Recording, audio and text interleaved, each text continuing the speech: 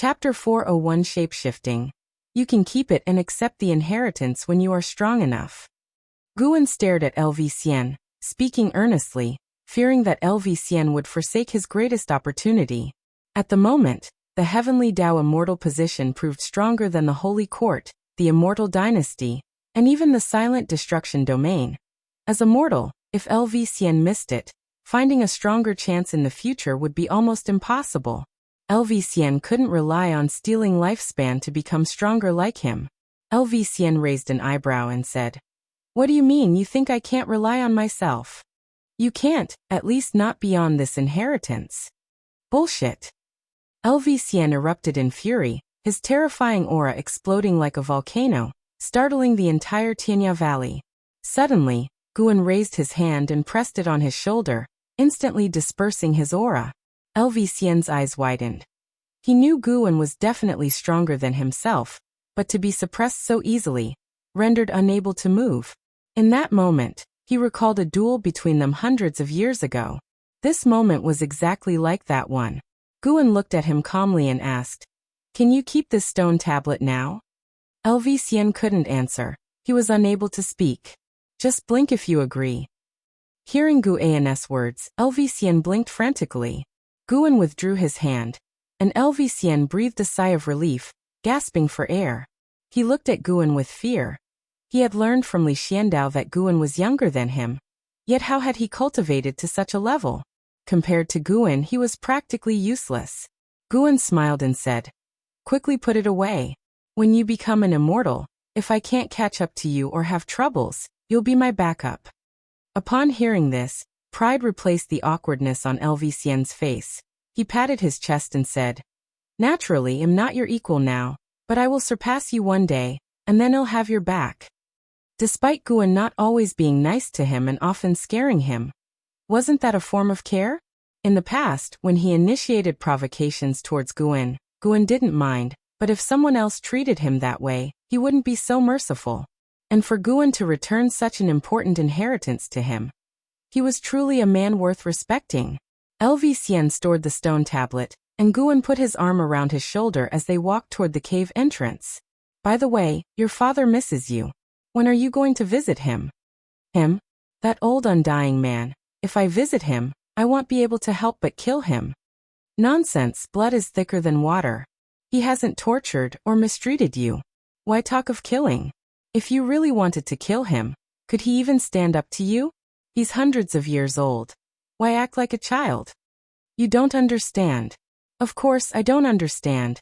I have no parents." "Well, I envy you for that." "Hey you brat, are you looking for a spanking? Just go back to the Supreme Sect and see your father. He treats me well, and is always talking about you. My ears are almost calloused. If you go, I'll teach you a divine skill that will definitely enhance your strength." Really? Guan never lie. And so, the two chatted and walked out of the cave. Back in the valley, Guan reverted to being an ordinary nascent soul realm cultivator, while Lv-Xian continued to exude the arrogance of a supreme youth. A month later, Lv-Batian came to find Guan, extremely happy, pulling him to drink because Lv-Xian had come to see him. Although the father and son were still not on the best of terms, their relationship had begun to improve. He was touched to learn from Lv-Xian that it was Guan who had asked Lv-Xian to see him. This youngster always seemed impatient with his ramblings, but in his heart, he remembered his father's love. Lv-Batian looked at Guan with eyes full of fondness, as if looking at another son. Guan didn't refuse, as he was just in the mood for a drink. Perhaps this was what meant by, "With great power comes great responsibility." He not only had to save the world, he also had to help people handle domestic affairs. How fortunate the immortal cultivation world was to have me. Filled with self-emotion, Guan then competed with Lv-Batian in a drinking contest, and finally Lv-Batian was defeated. They were drinking high-level spiritual wine. It was alright for Guan to show off his strength a bit, especially since Lv-Batian was not considered strong in the Supreme Sect. Taking advantage of Lv-Batian's drunken stupor, Guan went downstairs. Just as he descended, Ji Xiaoyu walked out of the room and said to him, "Come in." Guan shook his head. "No thanks, your strength isn't enough. Practice some more." Last time, to teach Ji Xiaoyu a lesson, Guan had played Go with her in her room for an hour and beat her decisively, which left her quite unconvinced. And now she would think about game strategies even during her practice.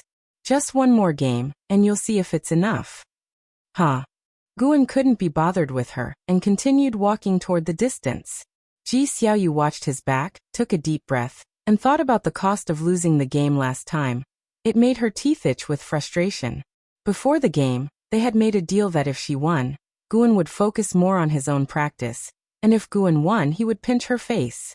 Well, pinch it as it may be, he really dared to do it strongly. She looked at Guan's back, her mind full of confusion. Why in the world was his Go skill so strong? She finally understood why Nine-Fingered Divine Lord couldn't maintain his composure in the Immortal Path realm when facing Guan. After walking some distance, Guan leaped up, aiming for the outer gate city. It had been ages since he last strolled in the city. Today he might as well reinforce the sword intent on the heavenly repair platform. Too many people had been comprehending his sword intent, causing it to continuously weaken. Recently even a divine immortal of wondrous dharma had come to study it. Time flies. In the blink of an eye, another decade passed. That day, in the deep sea, hidden spirit palace, Guan lay on a chair on the open ground, holding the supreme secret records. The deep-sea dragon carp was beside him practicing the heaven and earth primordial skill. This skill had been upgraded, but being too complex was in fact not beneficial. And his disciples were all practicing it. How could he allow the deep-sea dragon carp's treatment to exceed theirs? Even among his underlings, Tian Yaoer was the most important. The deep-sea dragon carp opened its eyes, flew next to Guan and asked cautiously, "Master, I think I can shapeshift. What do you think I should turn into?" Guan turned over, his back facing it, and said, "Whatever you want." He didn't care if a male demon wanted to shapeshift. It didn't matter even if it didn't. The deep-sea dragon carp caught a glimpse of a picture on the supreme secret records, pondered for a while, then turned and left. 2 ancient hours later, Guan left. By the time he returned, it was already half a month later. Upon return, he was taken aback. He saw a figure at the entrance of the hidden spirit palace. For a moment, he thought he saw a naked creature from the demon shore. But this fellow was not a female demon. When the deep-sea dragon carp turned to look at Guan, its stunningly beautiful face flashed a captivating smile, its long hair reaching its waist, and its skin as white as snow, shimmeringly. He swayed his body as he walked towards Guan. Guan immediately threw a robe at him. Put this on immediately. Guan really wanted to scold him. A male demon turning into a female form. What was this nonsense? Absolutely disgusting. The deep-sea dragon carp, hearing the dissatisfaction in his voice, hurriedly put on the robe, looking at Guan nervously like he had done something wrong, his exceptionally beautiful face filled with a look of grievance. Chapter 402 Future. After a bit of tossing and turning, Guan looked at the deep-sea dragon carp, robed in white, and still felt awkward about it. The deep-sea dragon carp had tied up its hair, giving off the impression of a woman disguised as a man, because since it had shapeshifted, it could not change its appearance again. It could only be like this. The more Guan looked at him, the more familiar he seemed. Wait, wasn't this the same woman that Guan had encountered in the Supreme Secret Records? Guan spoke up, "From now on, don't dress as a woman anymore. There's no need to please me that way. I don't like it."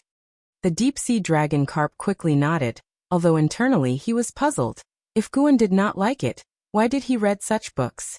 Seeing how wrong the creature looked, Guan began to instruct him on the practice of spells. Hearing that there were spells to practice, the deep-sea dragon carp immediately perked up, sweeping away his feelings of aggrievement and simultaneously gaining some insight. Although the shape-shifting of the deep-sea dragon carp was absurd, it didn't affect Guan's life. He already had 3 female demons, and no matter what form the deep-sea dragon carp took, it couldn't pique his interest. After spending half a day in the hidden spirit palace, Guan then went to the heavenly Phoenix Mountain, where he could harvest a batch of high-ranked medicinal herbs from the outer world cave, which should grant him tens of millions of years to his lifespan. There was no distinction between day and night in the outer world cave. After harvesting the herbs, Guan began to instruct the 3 female Tian Yaoer on their cultivation. Years had passed, and Tian Yaoer's cultivation level had reached the 9th layer of the mystic heart realm, and she was soon to assault the Mahayana realm. Her talent was exceptional, and with the abundance of high-rank medicinal herbs shared by Guan, her progress in cultivation naturally soared. Tianqing and Tianbai were less gifted than her, and had just broken through to the unification realm. Their pace of cultivation was already fast, at least faster than that of demons, whose cultivation was not as quick as that of cultivators of human race. The demons' advantage lay in their long lifespans, but under Gu An's care, the 3 demons' cultivation speed was comparable to that of top human prodigies. After sparring for an ancient hour, the 3 demons were depleted of their demonic power. Their demonic power was considered abundant within their respective realms, but facing Guan, they had to go all out. Watching them exhausted, lying on the ground, drenched in sweat, Guan hovered midair, pointing out their weaknesses. After a while, the 3 demons gathered around him, inquiring about the outside world. They still vividly remembered the recent attack by the Immortal Lord during the Mid-Autumn Festival. His booming voice and imposing pressure. They were curious about the types of changes unfolding in the outside world. The Immortal Dynasty and Holy Court are fighting fiercely. Not long ago, I heard that an immortal spirit effortlessly moved an entire sea area with one hand, with billions of creatures at his mercy. He fought against the great cultivator of the Holy Court with the ocean in his grasp. It was earth-shattering. Guan casually picked an event to recount, listening intently as the 3 demons did. What he spoke of were actual events. As time passed, casualties of the Immortal Dynasty and Holy Court escalated, deepening the hate between them. If this continued, a battle that would sweep across the great heaven and earth was inevitable. Guan had calculated somewhat, fearing that the fight might cause heaven and earth to split apart, but with so many variables, he couldn't clearly discern all the choices of the free immortal, or predict what was within the reincarnation tribulation of Shengtian. For the time being, it was impossible to see who would win or lose. Guan wasn't too worried, though, as Taitsong Continent, where he resided, hadn't suffered much from the disturbances. For him, that was enough. As they listened to the tales of the world's vicissitudes, Tian Yaoer's heart yearned, but she did not propose to venture out. Her strength was still insufficient. It was mere curiosity. Seeing their interest, Guan spoke of a few more events. If it could strengthen their will to pursue immortal cultivation, Guan was naturally pleased. Snowflakes fell, marking the end of the year. The end of Lu Jujia's destined life had come. Guan and Lu Jiujia sat at the edge of a cliff, overlooking Mystic Valley. Big brother, 600 years ago, did you ever think that Mystic Valley could ever achieve such prosperity? Lu Jiujia asked with a chuckle while stroking his beard, eyes filled with many distant images that transitioned from hazy to clear. From here, one could see disciples in the forests outside Mystic Valley, cultivated demon beasts, various brightly colored groves, all within a dozen miles of Mystic Valley's domain, thriving and booming. Guan replied, actually, I feel there isn't much difference between now and the past because some people are still here. Precisely, you're still here. The original acquaintances of Mystic Valley had dwindled to Lu Jiujiao alone. Once he passed on, Mystic Valley would become a closed chapter to Guan, or at least not as significant in his heart. Lu Jiujia turned to look at Guan, feeling that his big brother's profile was still so youthful, as if time had left no trace on him. Big brother, do you remember Su-Han? Lu Jiujia suddenly asked. Guan glanced at him replying, how could I forget? Until now, no other disciple has taken a more crooked path than him. Mentioning Su-Han stirred even more emotions in Guan. As the brothers talked about Su-Han, Guan began to recognize the Su-Han described by Lu Jiujia. The snow grew heavier, and fog rose around Mystic Valley, gradually swallowing the sight of mortals. Lu Jujia's head sank lower, and his voice weakened. Jiangshi stood in front of the wooden railing in the precinct, his gaze fixed on Lu Jiujiao atop the cliff, eyes brimming with reluctance. Last night, Lu Jiujia had already talked with him. He knew that today Lu Jiujia was going to depart. Though they called each other martial brothers in Medicine Valley, in Jiangshi's heart, Lu Jiujia was like his second father. The pain in Jiangshi's heart was overwhelming as his hands clenched the wooden railing tightly. and Shengtian emerged from the forest and was about to greet Jiang Shi when he caught the expression on Jiang's face, so Shengtian followed his gaze. Seeing the figures of Lu Jiujia and Guan, Shengtian fell silent. He was quite fond of Lu Jiujia as well, who had taken good care of him over the years. The thought of Lu Jiujia's impending death weighed heavily on him. He even thought of his own father and grandfather. A somber and oppressive atmosphere permeated Mystic Valley. All the disciples guessed what was happening.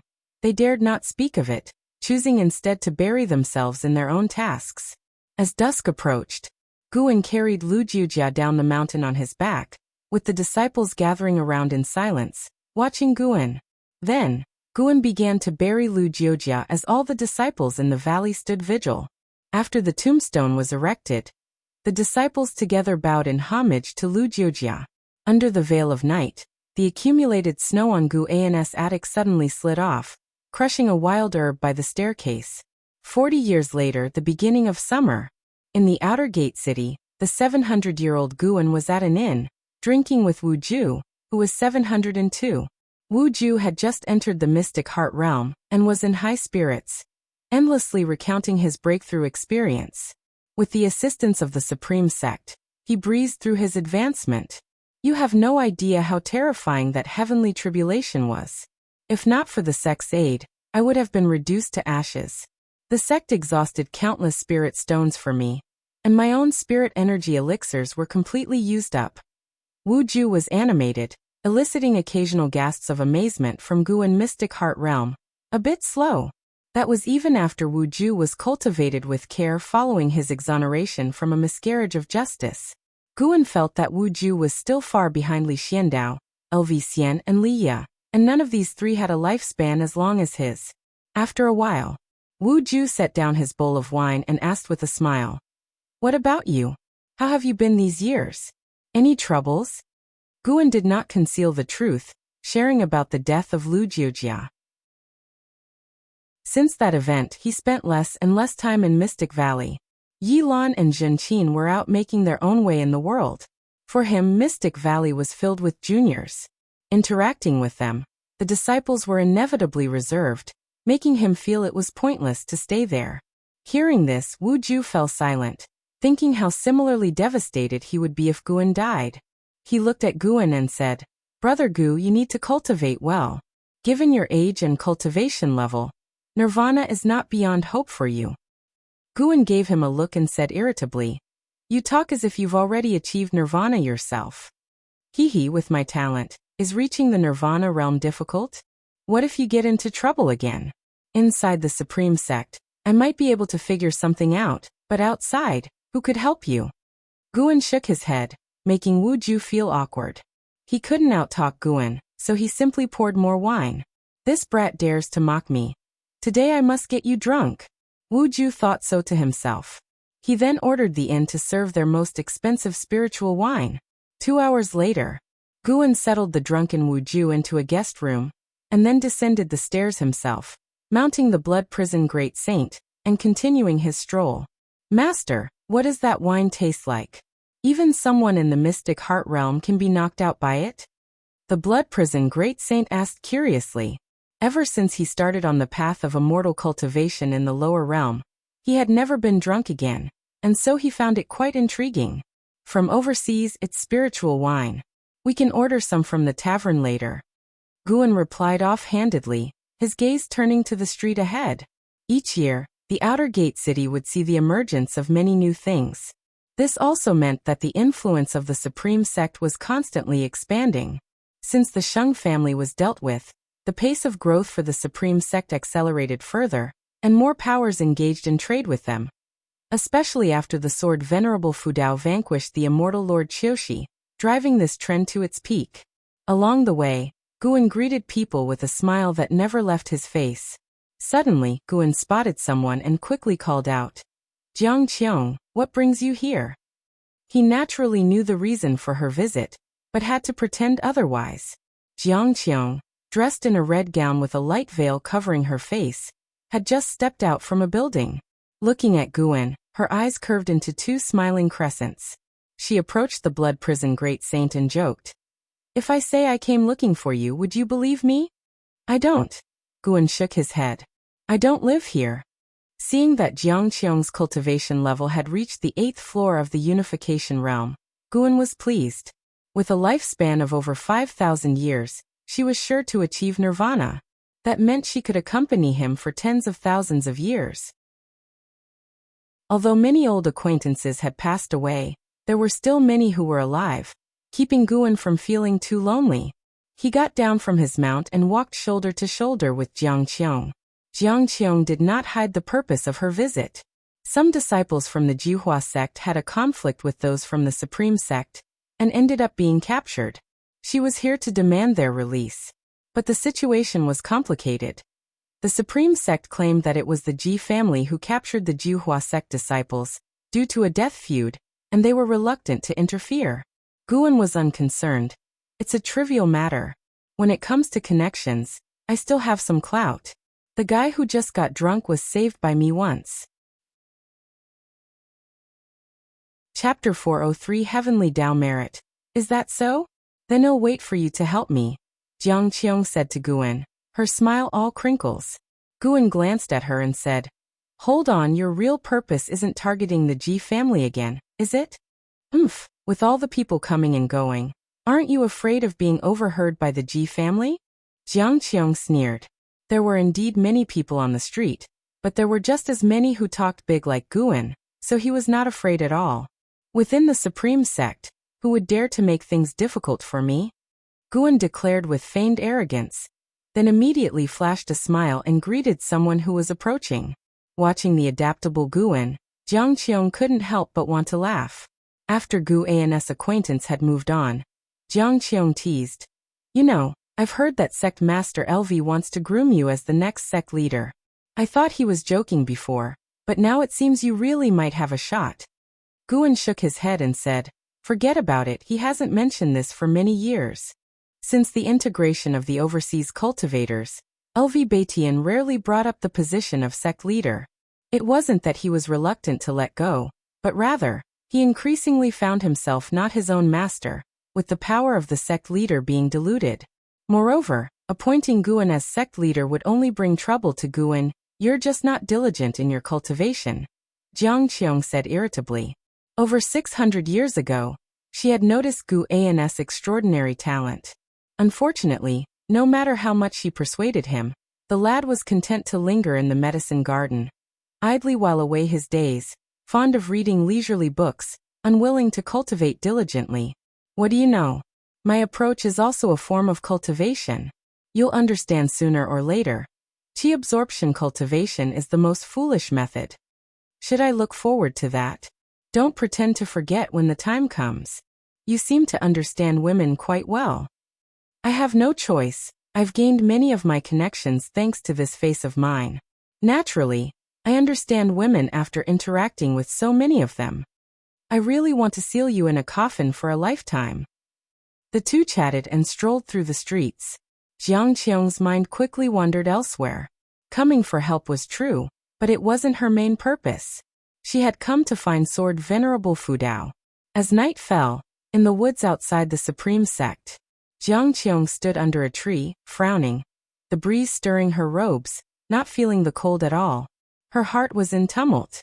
Centuries ago, when Sword Venerable Fudao had endowed her with the authority over the ghost mother of ephemera, she used it to establish the Jihua sect, rising from a helpless, solitary figure to a formidable force in the immortal cultivation world. Without Sword Venerable Fudao, she wouldn't have achieved what she had today. How could she not be nervous in front of Sword Venerable Fudao? Her greatest concern was not knowing what Sword Venerable Fudao really wanted in helping her. Born into a demon sect, she didn't believe in absolute perfection. Despite Sword Venerable Fudao's reputation for justice, he must have another side. She had foreseen many possibilities, and was devising ways to cope. Crack! The sound of someone stepping on tree leaves came from not far away, startling her to turn and look, only to see a demonic figure emerging from the darkness. The demon shadow divine skill of the Thousand Autumn Pavilion. Jiang Qiong immediately bowed to Sword Venerable Fudao. What's the matter? Sword Venerable Fudao asked in a hoarse voice. Jiang Qiong remembered that voice. It was the same one that had sounded during the attack by the Sun and Moon Netherworld Emperor. Taking a deep breath, she immediately stated the reason for her visit. The ghost mother of ephemera had been captured. Her disciples had been possessed by a spirit thought of the captor all the way back to the Juhua sect.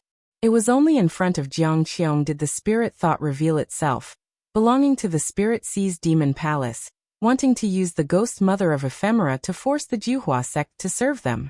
Jiang Qiong had yet to agree when the spirit thought made its demands. Every year, the Juhua sect must deliver 10,000 cultivators under 1,000 years old to the spirit-seized demon palace. Before Jiang Qiong could react, the spirit thought wounded high-ranking members of the Juhua sect and left arrogantly. Jiang Qiong had no other choice but to seek out Sword Venerable Fu Dao. The Juhua sect is a sect of the righteous path. How could it commit such atrocities at the behest of overseas demons from the demon path? Jiang Qiong said emphatically. Watching her serious demeanor, Guan wanted to laugh. Such an act. Guan turned away, dropping a sentence before moving into the darkness. I understand now. They will not trouble you again, and as for the ghost mother of ephemera, she will return on her own. Hearing this, Jiang Qiong breathed a sigh of relief. She looked at the retreating back of Sword Venerable Fu Dao and asked through clenched teeth, Senior, why did you choose me? With that question, the dark cloud hanging over her finally dispersed. Some things had to be faced.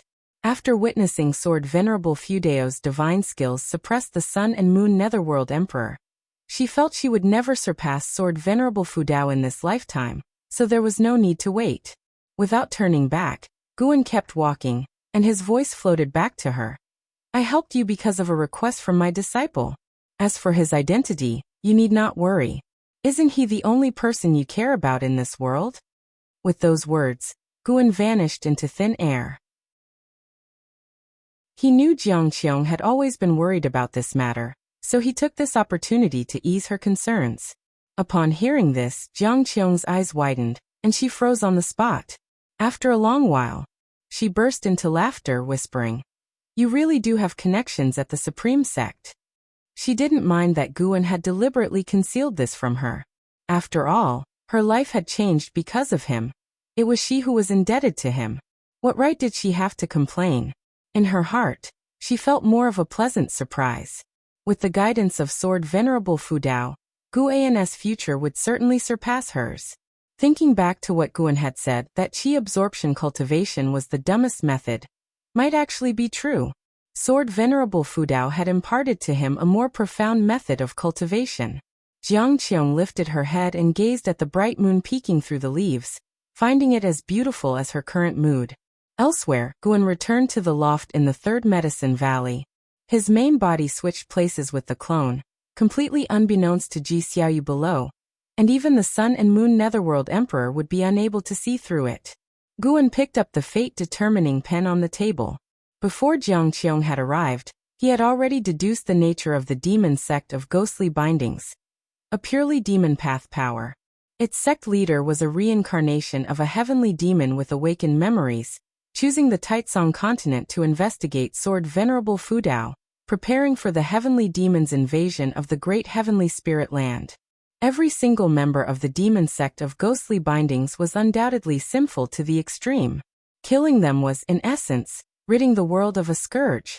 Guan began to write in the air with the pen, scribing the characters for demon sect of ghostly bindings, then determined their life or death with the longevity true word.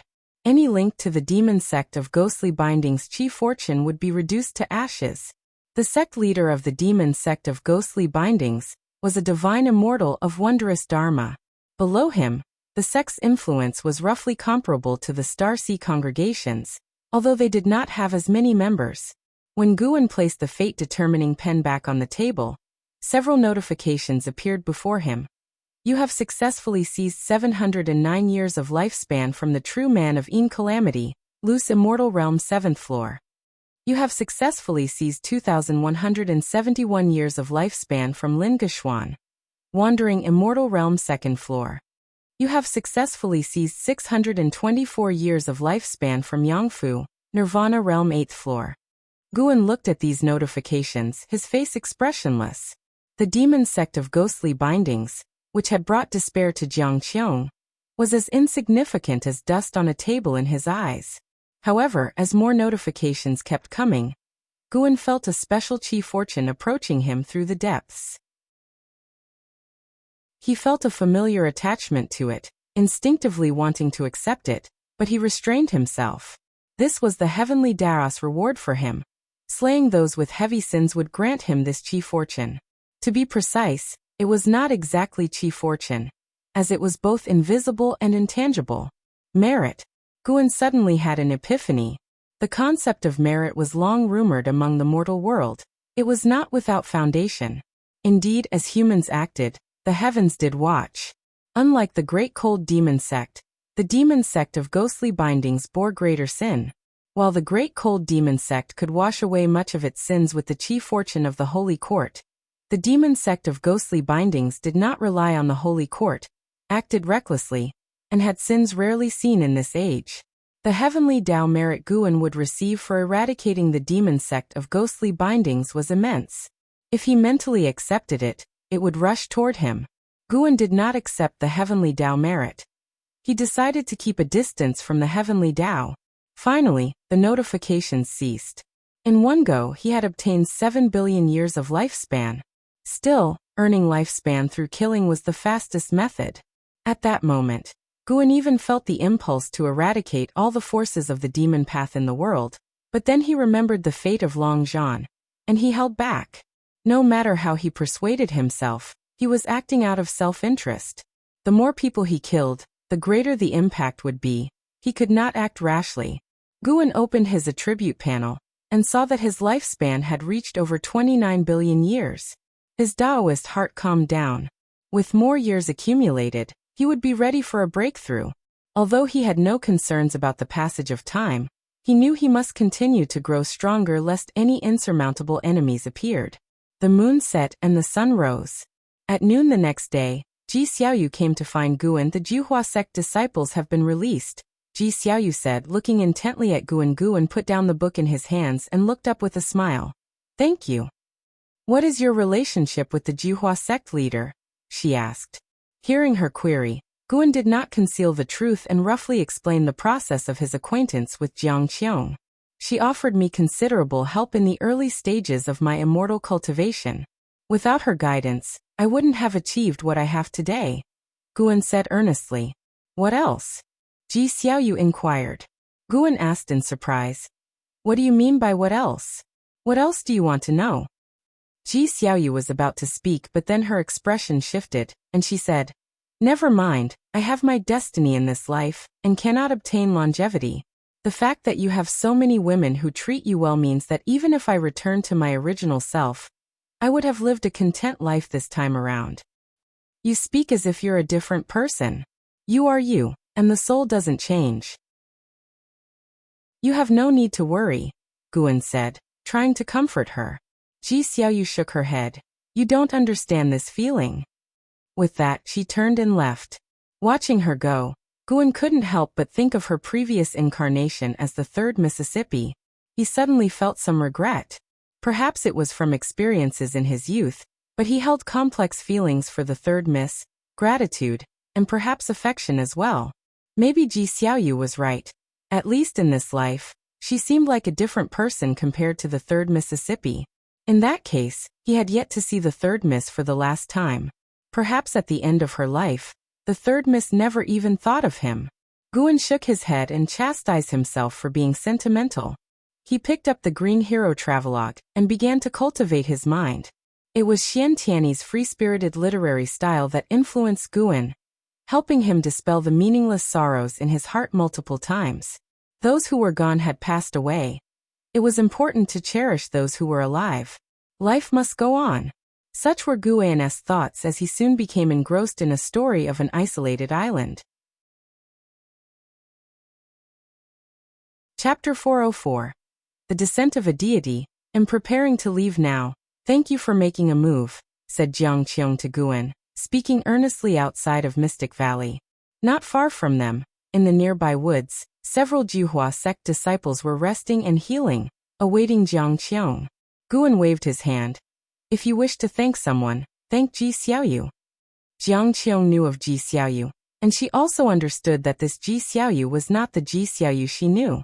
She did not dwell on Ji Xiaoyu, but instead, pondering on the words of Sword Venerable Fu Dao, asked softly, "Why do you help me so much from behind the scenes and yet always choose to remain patient and silent?" Guan understood what she was referring to. He blinked and said, "What would it change if I said anything? To make you more grateful? That would be so dull. You should just focus on growing the Juhua sect. Life's journey is long. I hope that thousands of years from now, we can still share drinks and converse cheerfully."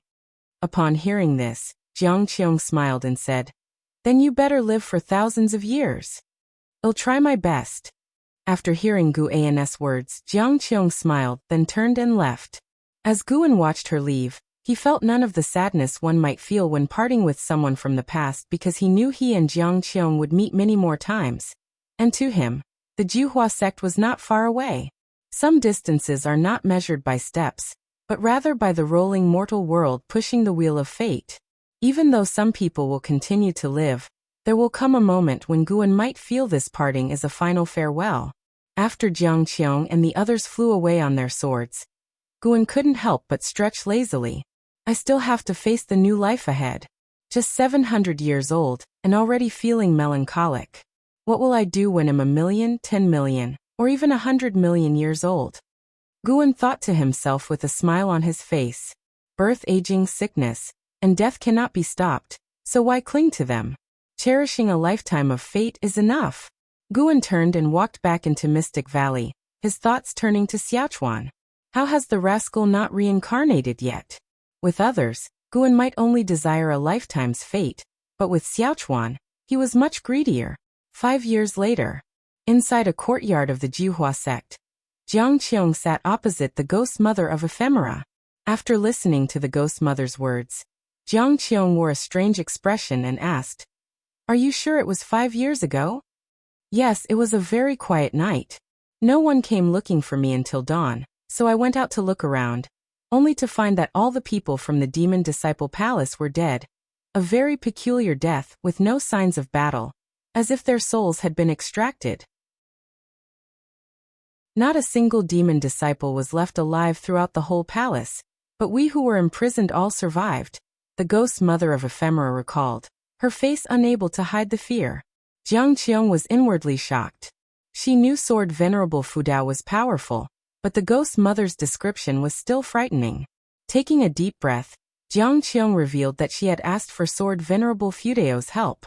Upon hearing this, the ghost mother actually relaxed and revealed an ecstatic expression. "Allying with Sword Venerable Fu Dao is the best decision I've made in my life." Jiang Qiong looked at her and thought silently, "You will regret it." By seeking Sword Venerable Fu Dao's help, she considered herself having repaid the help that the ghost mother had provided over the years. However, the ghost mother was hated by Zhen Qin. Given the relationship, Zhen Qin could be considered a grand disciple of Sword Venerable Fu Dao. By any measure, the ghost mother would sooner or later face her death. It was also obvious that Sword Venerable Fu Dao didn't care much for the ghost mother. The destruction of the Demon Disciple Palace is an opportunity for us. I found many good things there, which can help the Juhua sect to soar. The ghost mother of Ephemera suddenly said excitedly. Jiang Qiong's eyes shone, and the two began to discuss taking over the soul-binding demon palace. In the holy court, on a glittering golden hall, the holy minister sat on his throne, listening to the reports from the ministers in the hall. Behind him, the imperial seat of Shengtian emitted a faint golden glow, as if a figure was sitting upon it. Currently, our control over the world is shrinking, and there have even been consecutive occurrences of sects and dynasties being wiped out within our controlled territory without any trace of the true culprits. An old man said with a voice full of age. The holy minister spoke. In these extraordinary times, there is no need to expend energy investigating. The holy court's goal is the immortal dynasty. Once the immortal dynasty is destroyed, regaining control over the world will be as easy as flipping one's hand. It's just the right time to let all living beings feel the darkness of the years without the holy court's protection. Having held power for too long, those who were born in times of peace do not know the terrors of the dark years.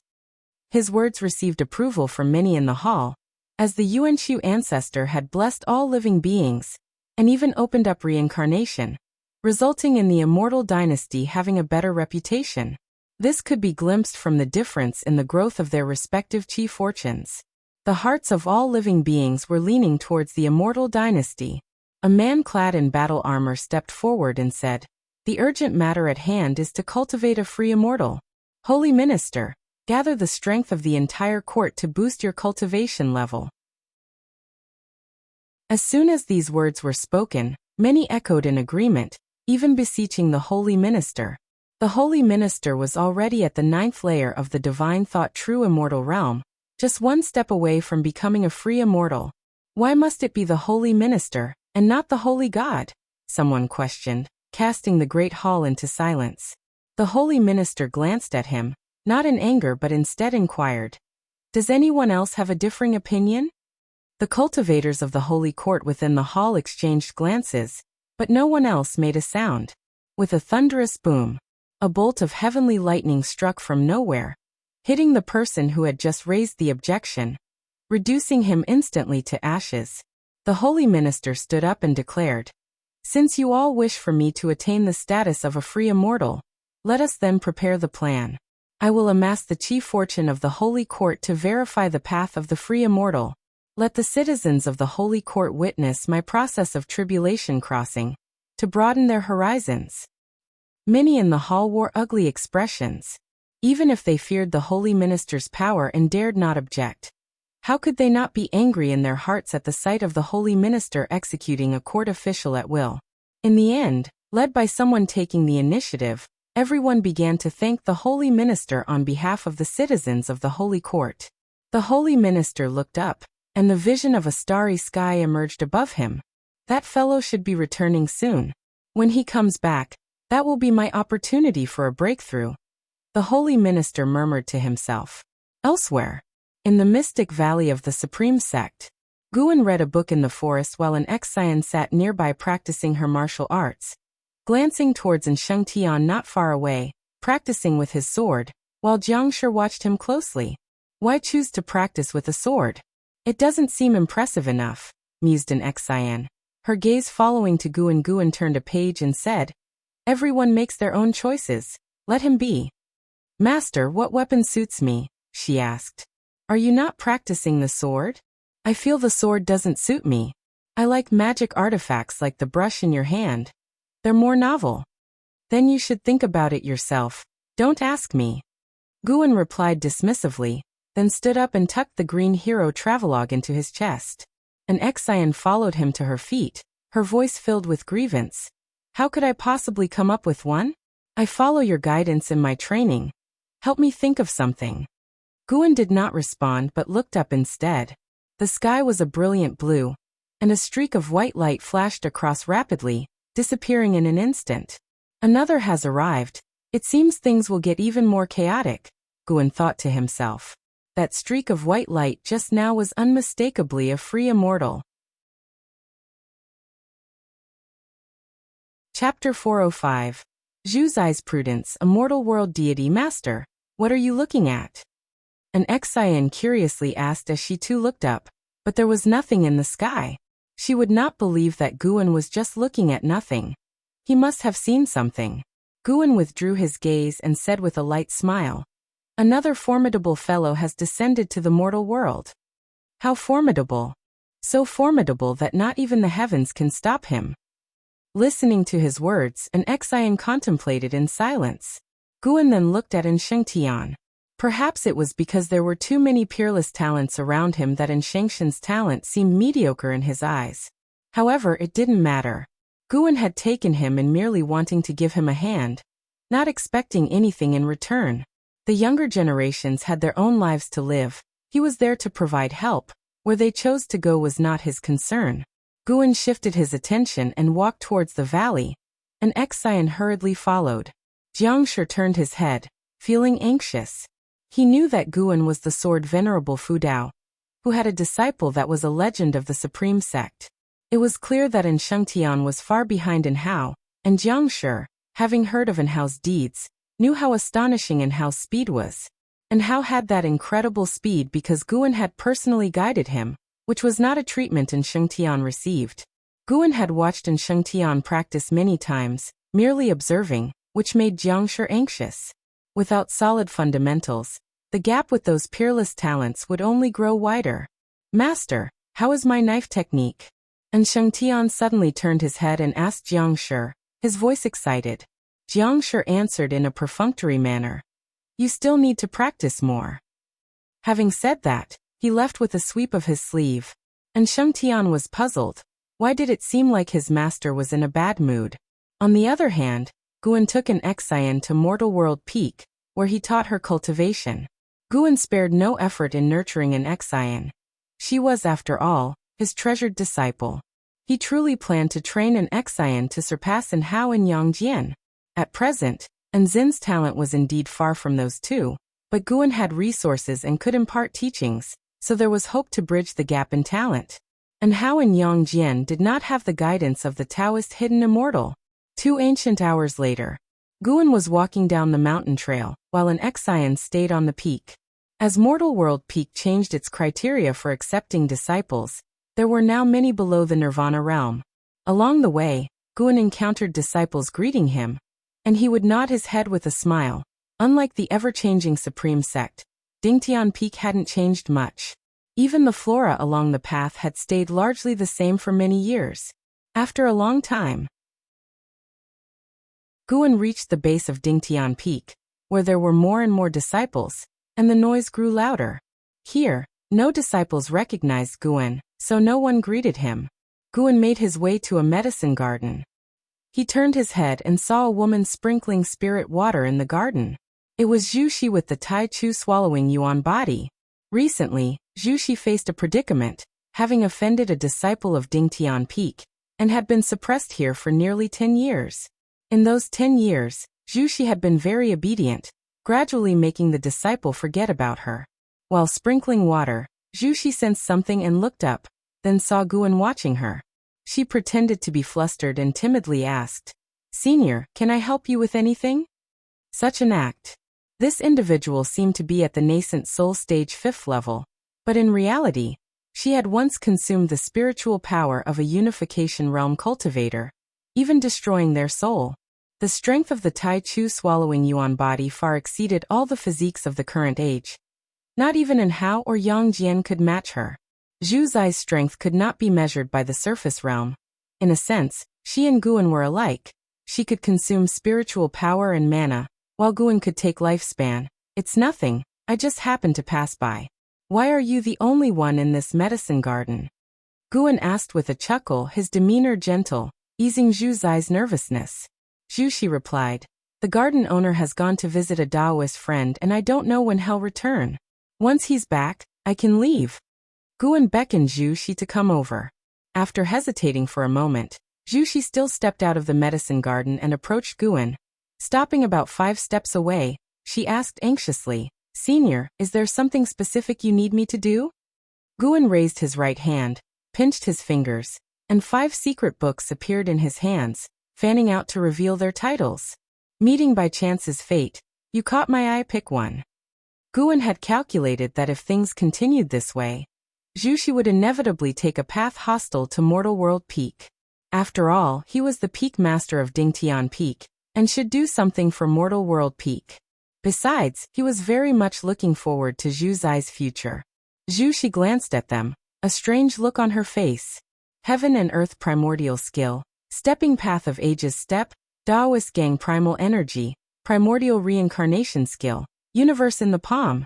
They all seemed impressive but unreliable. Since when were peerless secret books inscribed on paper? Immortal cultivation sects used jade scrolls, read by divine sense. Guan was not in a hurry, leaving the choice to her. If she did not fancy any, then so be it. Guan didn't have to resort to this method to resolve potential resentment. If Zhu Shi dared to cause trouble in Dingtian Peak, he could suppress her with a flip of his hand. Could the Tai Chu swallowing yuan body consume the immense mana of a great cultivator, who cultivates the mixed yuan refining void physique? Zhu Shi, though skeptical, had a second thought. Choosing a book wouldn't be a loss. And what if the person became furious if she declined? Having cultivated for many years, Zhu had encountered various troubles and had experience in dealing with them. She pulled a secret book and then bowed in thanks to Guan's stepping path of age's step. Guan gazed deeply at her for a moment, then smiled, turned and left. Zhu didn't expect him to just walk away. She watched as Guan's figure vanished around the bend of the mountain path before returning to the garden. She didn't continue sprinkling water, but sat down at the wooden table to read the stepping path of age's step. Before long, her expression grew solemn. Her hands clutching the secret book even trembled. This divine skill. Zhu looked up, no longer sensing Guan's presence. But she remembered Guan's face, her heart full of complex emotions. After reading the secret book, she confirmed the divine skill was authentic and extremely powerful, and that he had not deceived her, which made her wildly speculate. Why had he taken a liking to her? It certainly wasn't because she was easy on the eyes. Could he have seen through to her physique? Zhu might not understand the origin of her physique, but she knew that once news of it spread, she would become everyone's enemy. No. She must leave mortal world peak. This thought cemented in Zhu's mind with resolve. Days later, Third Medicine Valley inside an attic. Guan was chatting with Shenzhen, his divine sense locked onto Zhu. He hadn't anticipated his well-intentioned action would scare Zhu away, which made him even more curious about her. She was too cautious, eerily reminiscent of his own self. He wasn't upset. On the contrary, he looked forward to Zhu's future even more, considering her disposition made her more likely to survive. I dream less frequently now. Do you think I've lost my talent? Shenzhen said, worried. Her consciousness had dwelled in dreams while Demon Shore possessed her body, so she was utterly unaware of its existence, let alone its death. Guan laughed. The way you used to dream was already extraordinary, akin to path enlightenment. You can't be expecting that to happen all the time. What you should do now is reflect on your past insights, consolidate your Taoist heart.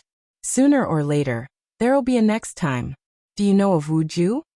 He began telling her about Wuxia's experiences with path enlightenment, omitting the part about lifespan limits, but Wuxia indeed had multiple bouts of enlightenment. Shenzhen had not expected Wuxia to have such a background, which explained his sudden rise. Now that I think about it, why does everyone associated with you seem to encounter all sorts of fortunes? Shenzhen suddenly asked. Guan raised an eyebrow. Could it be my doing? Shouldn't you be kneeling and thanking me? Shenzhen rolled her eyes in response. How could that be? You wish. I just think it's a bit coincidental. Maybe there's something common among us. Perhaps it's Qi fortune. There was a great cultivator who came to the Supreme Sect to teach. I listened to his lecture about Qi fortune. Guan had not attended the lecture because the speaker was just a loose immortal. Now, hearing Shenzhen, he listened attentively. A person with great fortune of energy movement would always turn danger into safety and break through limits, and they also seem to attract each other. Given this explanation, it indeed seemed reasonable to attribute it to Qi fortune. After chatting with Guan, Shenzhen's worries dissipated. She felt that Guan was right. There was no need for overthinking. The gains she had already made were plenty. As long as she maintained equanimity, she would eventually find enlightenment through music, chess, calligraphy, and painting. I am a mortal world immortal. All beings speak my name with devout faith and shall receive the protection of my divine power.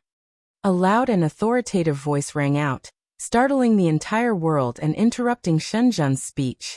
Shenzhen, struck with astonishment, said, I coined the name Mortal World Immortal when I was writing and even came up with a scenario.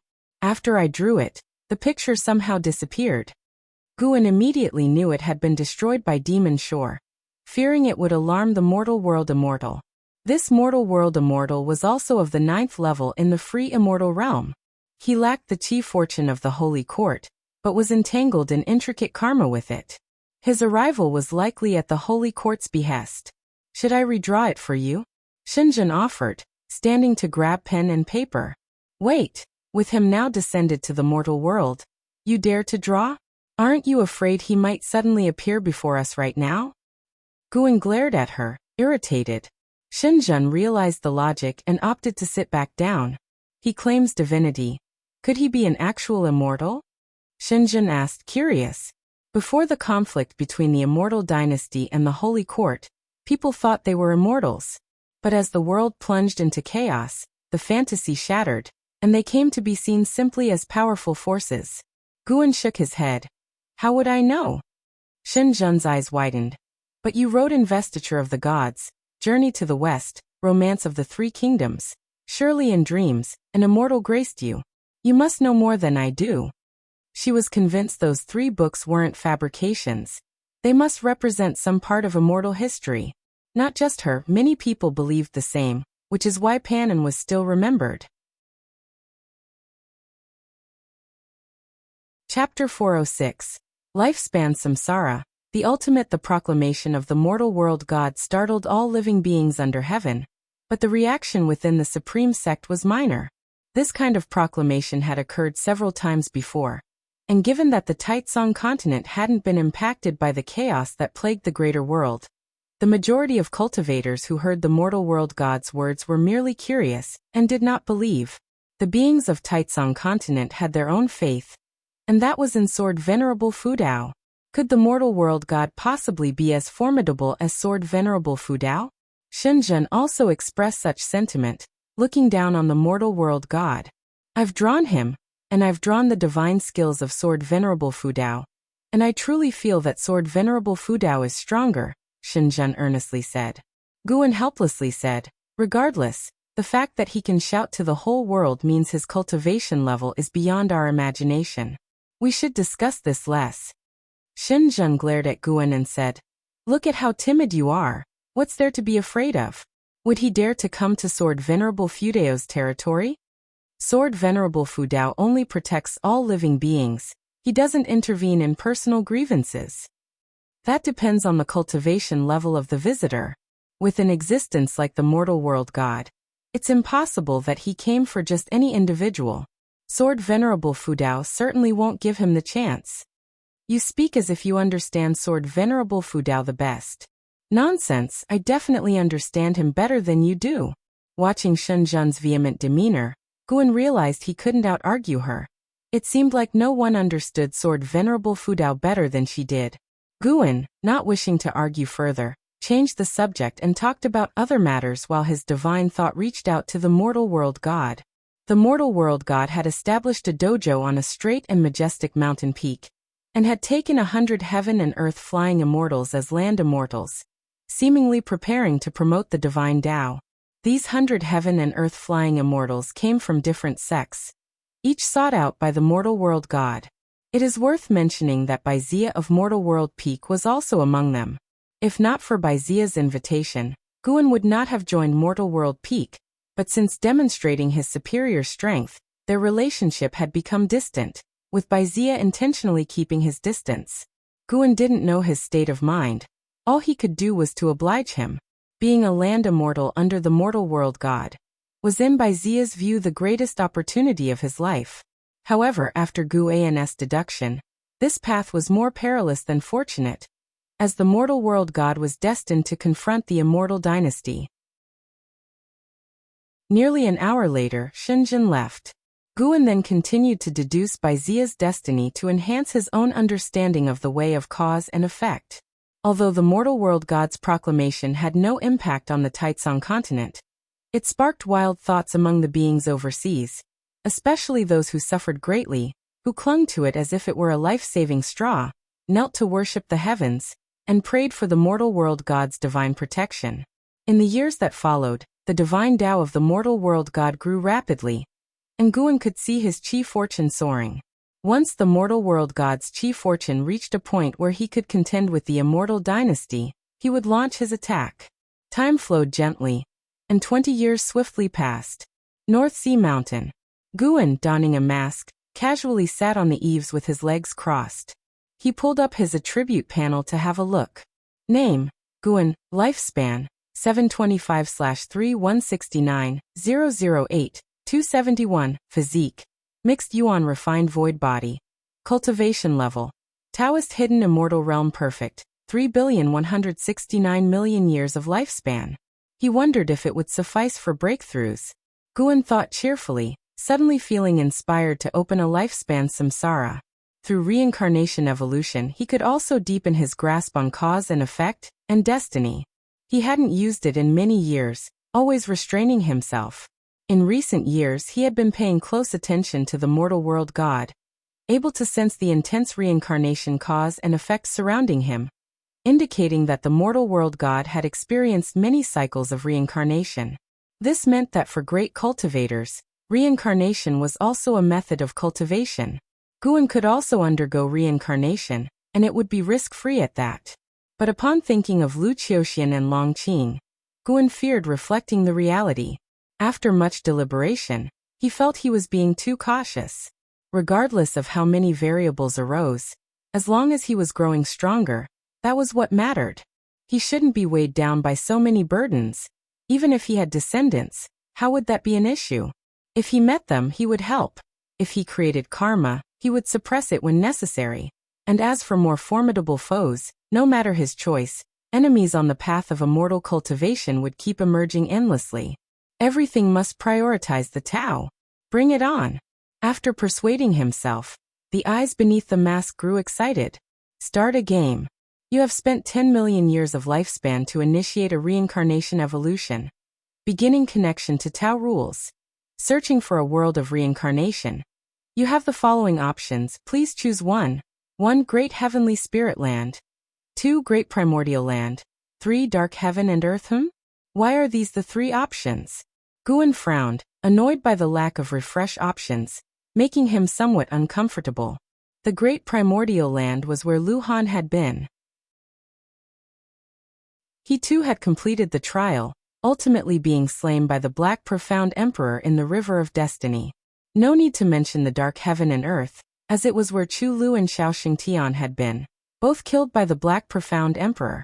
Both choices likely meant confronting the Black Profound Emperor again. Whenever Guan mentioned the Black Profound Emperor, he would bristle with annoyance. The Annihilation God Emperor had suppressed Long Zhan, and could at least be considered to have eradicated a scourge for all living beings. But what about the Black Profound Emperor? This bastard was motivated entirely by personal vendetta, and moreover, he was a higher realm bullying a lower one. No, he couldn't allow himself to become hostile towards him. He needed to treat him with indifference. Guan adjusted his mindset, and turned his gaze to the first option. Great Heavenly Spirit Land. What would happen if he chose the Great Heavenly Spirit Land? In the Great Heavenly Spirit Land, he wouldn't panic. After all, there was no one in this great heaven and earth who could threaten him for the time being. Let's try it. You have chosen to reincarnate into the Great Heavenly Spirit Land. Given that the Tao rules of this land cannot conceal your talent, you will retain your ability to seize lifespans, but you won't be able to unlock stage-based functions. Reincarnation evolution begins. In the first year, you were born into a Yen clan tribe in the desolate ancient continent, and you were named Extreme by your father. At age 3, you crushed a rabbit to death, seizing 6 years of its lifespan. Your destiny reached a turning point. At age 7, your chi blood reached the level of a wilderness beast, and you were proclaimed the #1 divine son of the tribe. At age 12, you defeated all challengers within the Yen clan tribe, becoming the champion warrior crowned by the Yen ancestors. Looking at the prompts before him, Guan's expression became strange. Tribes? Yen clan? He calculated and realized that the Great Heavenly Spirit Land had no Yen clan tribe, which meant that this lifespan samsara was not set in his own time point. He continued reading. At age 15, an old man came to the Yen clan tribe, calling himself a land immortal, claiming knowledge of 5,000 years before and after. He saw through you at a glance and wanted to tell your fortune. Will you accept? Was this a necessary NPC encounter at the start of reincarnation evolution? Guan silently chose no. You refused his offer to tell your fortune. However, he didn't give up but insisted on doing so, resulting in your chi blood boiling in rage, and you dying on the spot. At age 18, in pursuit of greater strength, you left the Yen clan tribe on your own. At age 20, you condensed your primordial spirit, gaining a might capable of shaking gods. At age 21, you encountered an injured dragon girl by the seashore, lying on death's door, begging for your help. Will you choose to save her? No. You chose not to save her. The dragon girl died of a broken heart upon your refusal. Her clan brother, the Azure Dragon, leapt out from the depths of the sea and upon seeing the scene, suspected you of killing the dragon girl. He attacked you, and after a fierce battle, you tore the Azure Dragon to shreds. Guan suddenly felt some regret. Why did rejecting to save her lead to even bigger trouble? At age 22, you faced a massive pursuit by an army of shrimp soldiers and crab generals, trapped on an island and cornered. Using your lifespan evolution ability, you enhanced your path of physical cultivation, and after days of fighting, you broke through the encirclement and condensed your mystic heart. Mystic Heart Realm at 22 years old? Just how many creatures had this person killed? Guan couldn't see the specifics of each year, but judging by Extreme's growth rate, his killer instinct must have been tremendous. In the years that followed, Extreme was constantly haunted by the Dragon Palace from where the Dragon Girl had come. He battled ferociously, slaying dragons and demons, with astonishing progress each year that left Guan both thrilled and terrified. Strength can be brittle. It wasn't until he was 40 that Guan finally saw a chance to make a choice. At age 40, having stepped into the immortal path, you stormed into the astonishing Dragon Palace and slaughtered widely. Carrying the severed head of the Dragon Crown Prince, you confronted the grievously wounded Dragon King who knelt before you begging for mercy. Will you choose to spare the Dragon King? To have come this far, it was natural to eliminate the roots as well. Moreover, the long-standing grudge between Extreme and the Dragon Palace wasn't his fault. How could he be blamed when the palace insisted on holding Extreme responsible for the Dragon Girl's death, leading to an ever-growing hatred? Guan chose no. You executed the Dragon King and started to cultivate and heal in the Dragon Palace. At age 50, you learned the strongest legacy of the Dragon Palace, the dragon's divine heaven-reaching record. At age 51, you arrived at the Fallen Star continent and made the acquaintance of a cultivator who invited you to join Mortal World Peak. Do you choose to join? Mortal World Peak? Finally, something familiar. Guan immediately chose to join. You joined Mortal World Peak, astonishing the high ranks of Mortal World Peak in the assessment, and the Peak Master sought to take you as a disciple. Do you choose to accept? Accept. You became a disciple of Bai Chi Dao, the Taoist Lord of Mortal World Peak, and started to focus on your cultivation. At age 60, Bai Chi Dao took you to a grand conference of all sects, representing Mortal World Peak in combat, constantly slaying powerful enemies, alarming various sects with your killer instinct. At age 61, you won first place in the grand conference, and were conferred the title of Heaven-Killing Extreme Star by the Immortals.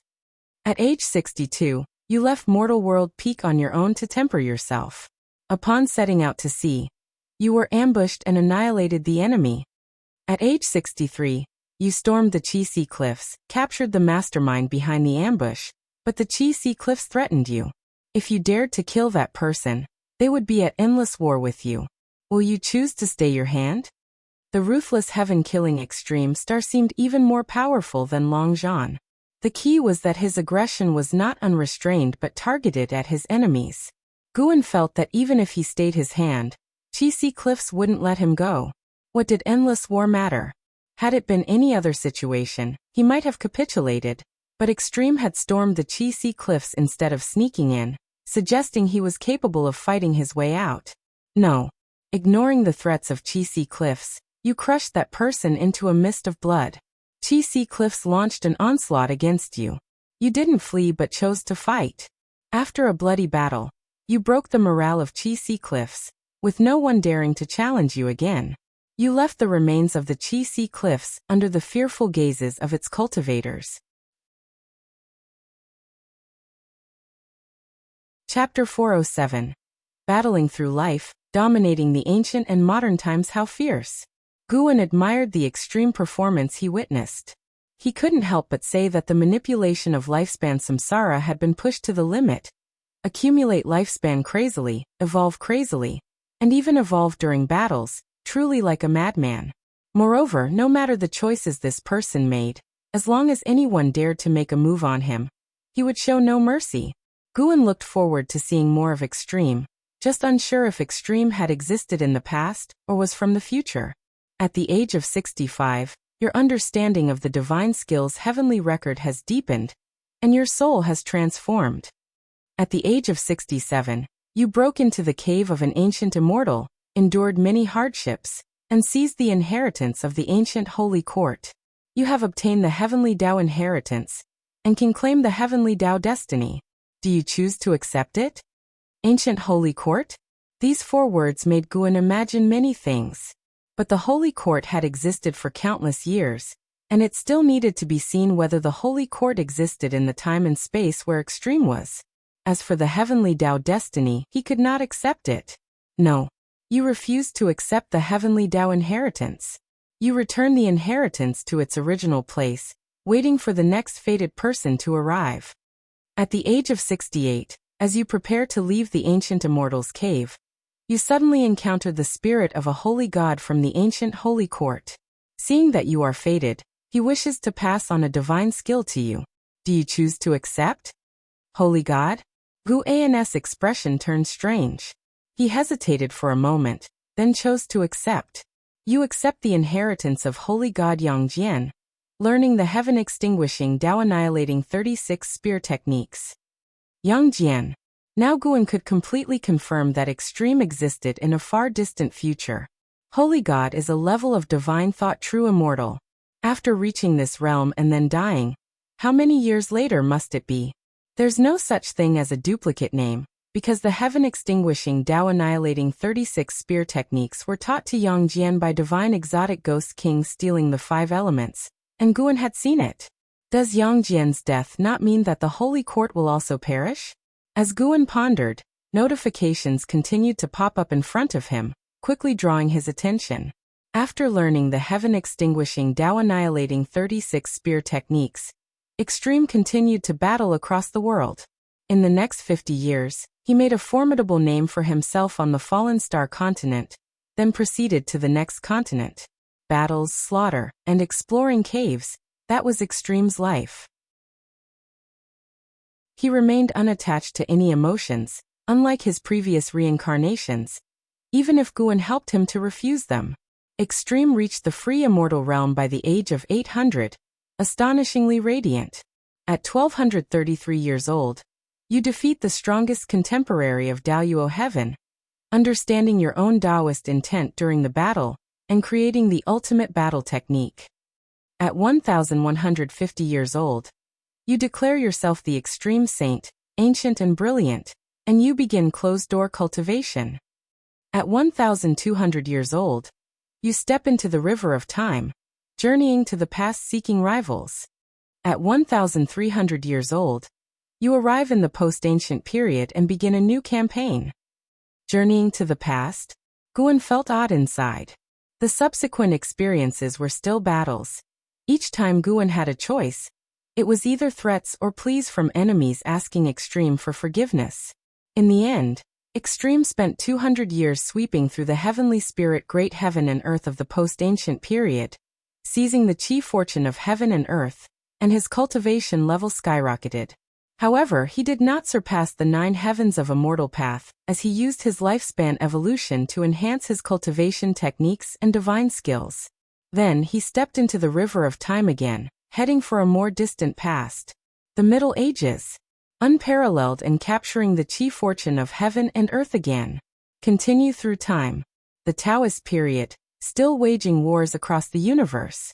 During the Wilderness Ancient period and the Ancient period, Extreme maintained absolute dominance, killing his way into the most remote eras.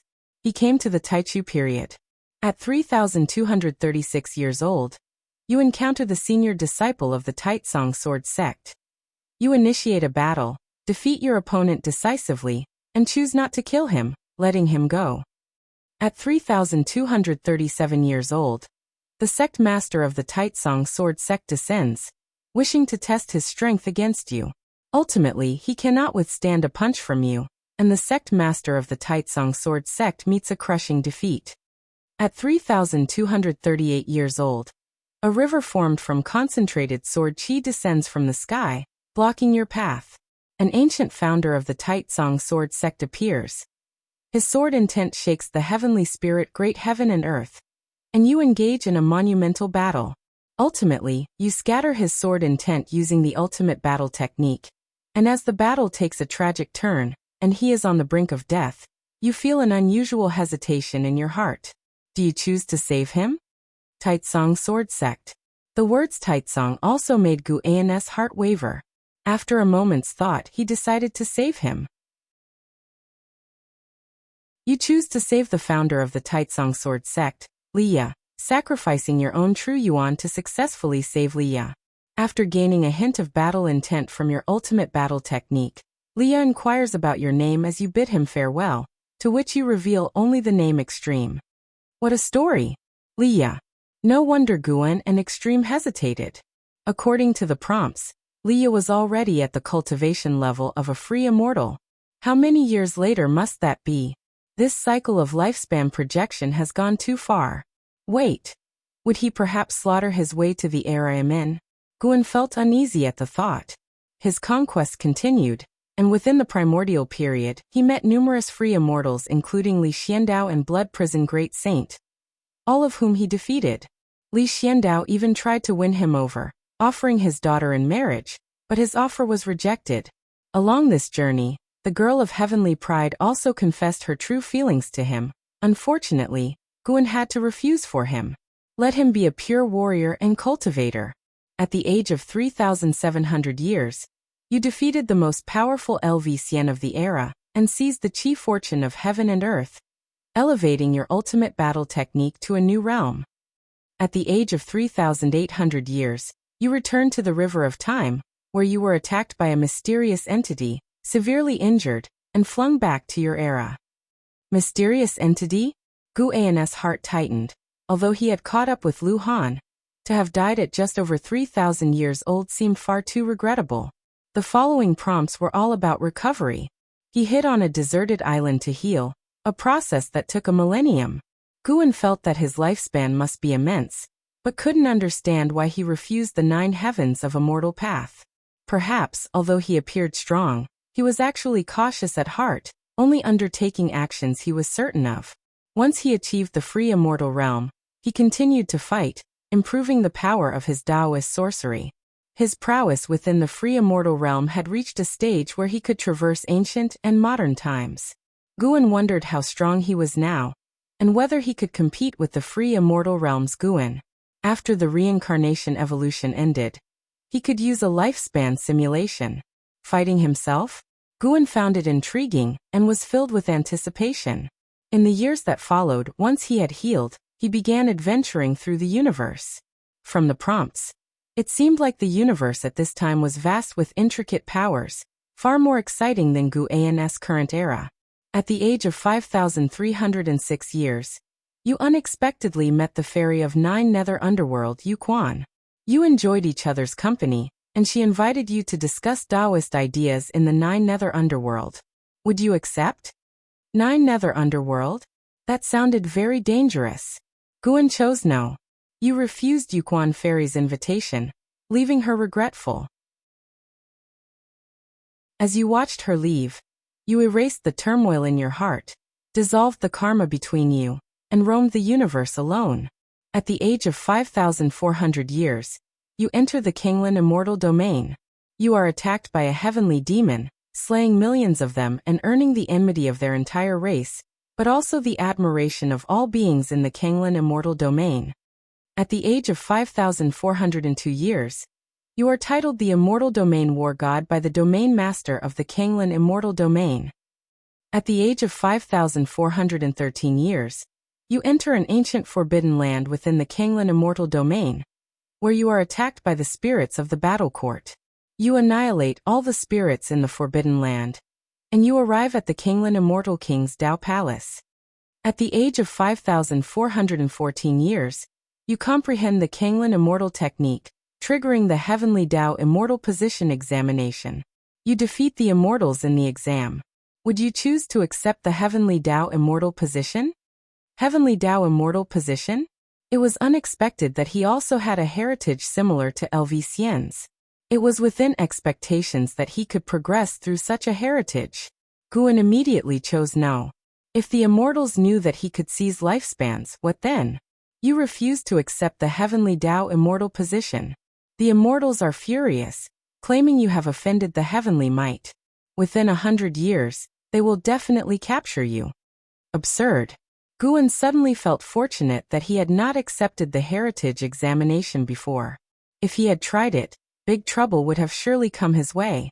At the age of 5,480 years, you evolve through lifespan and condense a Tao fruit, becoming a Taoist hidden immortal. At the age of 5,485 years, a group of immortals descended into the universe, starting to hunt you down. You fought tens of thousands of immortals alone and struggled to cope. At the age of 5,486 years, you arrive at the edge of the universe and encounter the heavenly spirit god guarding the boundary gate. You are annihilated by a single strike of his axe. You have died and your path has extinguished. Reincarnation ends. As the last prompt fell, Guan vanished from the porch and moved to a deserted island on the ocean, swiftly activating a lifespan barrier. He sat in meditation, beginning to absorb the life memories of Ji. Although Ji had only lived for just over 5,000 years, his experiences were in no way inferior to those of Lu Han or Long Zhan, and perhaps even more splendid. Through Jis eyes, Guan saw the environment where the Yen clan tribe lived, with a broader heaven and earth and more abundant spiritual energy. The rabbits Ji killed in his childhood were as large as small hills. From a young age, Ji, who had exhibited exceptional strength, was the treasure of his entire tribe, dearly loved by everyone. Before he left the Yen clan tribe, he had never suffered any hardships, with everything going smoothly for him as he hunted year-round, accumulating a substantial lifespan. Afterward, Guan saw the desperately endangered dragon girl, extraordinarily beautiful with a pitiable look. If it were him, he might not be able to resist helping in such a situation. Yet the dealings of the Dragon Palace were overbearing, and no matter what, conflicts might be unavoidable. Jis grudges with the Dragon Palace lasted many years. Guan found that Ji was fighting almost every day, and with this speed, his lifespan growth was definitely fast. He was immersed in Jis memories. Through Jis actions and words, he could feel that Ji was different from his other past lives. Ji had an inherent arrogance that emanated from his bones, directed only against strong opponents. When facing the weak, he could show a gentle side. Guan also saw the spirit of Yang Jian. Although its disposition differed greatly from the Yang Jian Guan knew, it was indeed Yang Jian. And there was Liya. During the Taichu period, Liya, with his white hair and powerful presence, had almost reached the current Gu An's Taitsong sword intent. Chapter 408. Whose past life is stronger? Guan was immersed in the extreme memories, experiencing his heart-wrenching life. At the same time, Gu An's understanding of the ultimate battle technique deepened. Although it was called a combat skill, it was actually the way of extremes. He combined all his cultivation techniques, divine skills, and spells into the ultimate battle technique, forming a combat system unique to himself. Through this memory, Guan could confirm that the Taichu period was immeasurably distant from the present, perhaps impossible to measure in millions or tens of millions of years. Taichu period, ancient times, Middle Ages, Taoist period. Each period was separated by countless years, and in the Taichu period, one could still encounter Li Ye, Li Xiandao, and Lv Xian, but in the later ancient times, their legends were no longer to be found. Yang Jian didn't even survive until the Taichu period. Guan thought of many things, but he didn't feel that the future was already set, nor did he worry about those friends who did not appear in the extremities of his life. Rather, he experienced the life of the extreme. In the same realm, the combat power of the extreme was incredibly fearsome. Apart from fighting, all his time was spent cultivating, and judging by the rapid strengthening of his ultimate battle technique, he had devoted most of his lifespan to it. After Guan inherited all the memories, he felt that the ultimate battle technique might be stronger than any method he currently possessed. Having reached the free immortal realm, he did not become arrogant but instead felt a strong unease, which was also why he chose to become stronger by battling through the river of time. The river of time was different from the river of destiny. It allowed one to traverse the past and future. The reason for choosing the past was because the extreme felt that what was past had already gone, and he would not feel as much guilt when killing. In fact, the extreme did not kill indiscriminately and even admired some opponents. Because he let many enemies go, his lifespan was not as long as Guan had anticipated. Both were belligerent, but the extreme led a life without shame, never killing innocents or those without enmity, at most leaving them to their fate. Thinking about the extreme's battles, Guan felt that in terms of combat talent, the extreme was stronger. He could even say that he had never seen a stronger being than the extreme. If the extreme hadn't been hunted by immortals, his potential would be unimaginable. After entering the Tao Fruit realm, the extreme's combat talent was clearly stronger. None of the 10,000 immortals he faced was of a lower realm than him, and each possessed outstanding divine skills. Every one of them brought a sense of pressure that surpassed any opponent he had faced in his earlier life. Yet even so, the extreme was able to break out of the encirclement of 10,000 enemies who were of a higher realm than himself. As for the heavenly spirit god he faced last, that guy was indeed terrifyingly powerful, decidedly many levels above the extreme. Guan opened his eyes, and instead of immediately returning to the North Sea Mountain, he had another idea. He wanted to fight with the extreme. Even though the extreme was him, he just wanted to spar with another self. The aura of the extreme was too strong. Even in death before the heavenly spirit god, he had not felt fear or dread. Just do it. Guan's mind stirred. Simulating a battle with the extreme will consume 1 million years of lifespan. Do you wish to continue? Continue. Guan's eyes hardened, and his consciousness plunged into the simulation. Both were Taoist hidden immortals, but Guan was still in the perfect realm.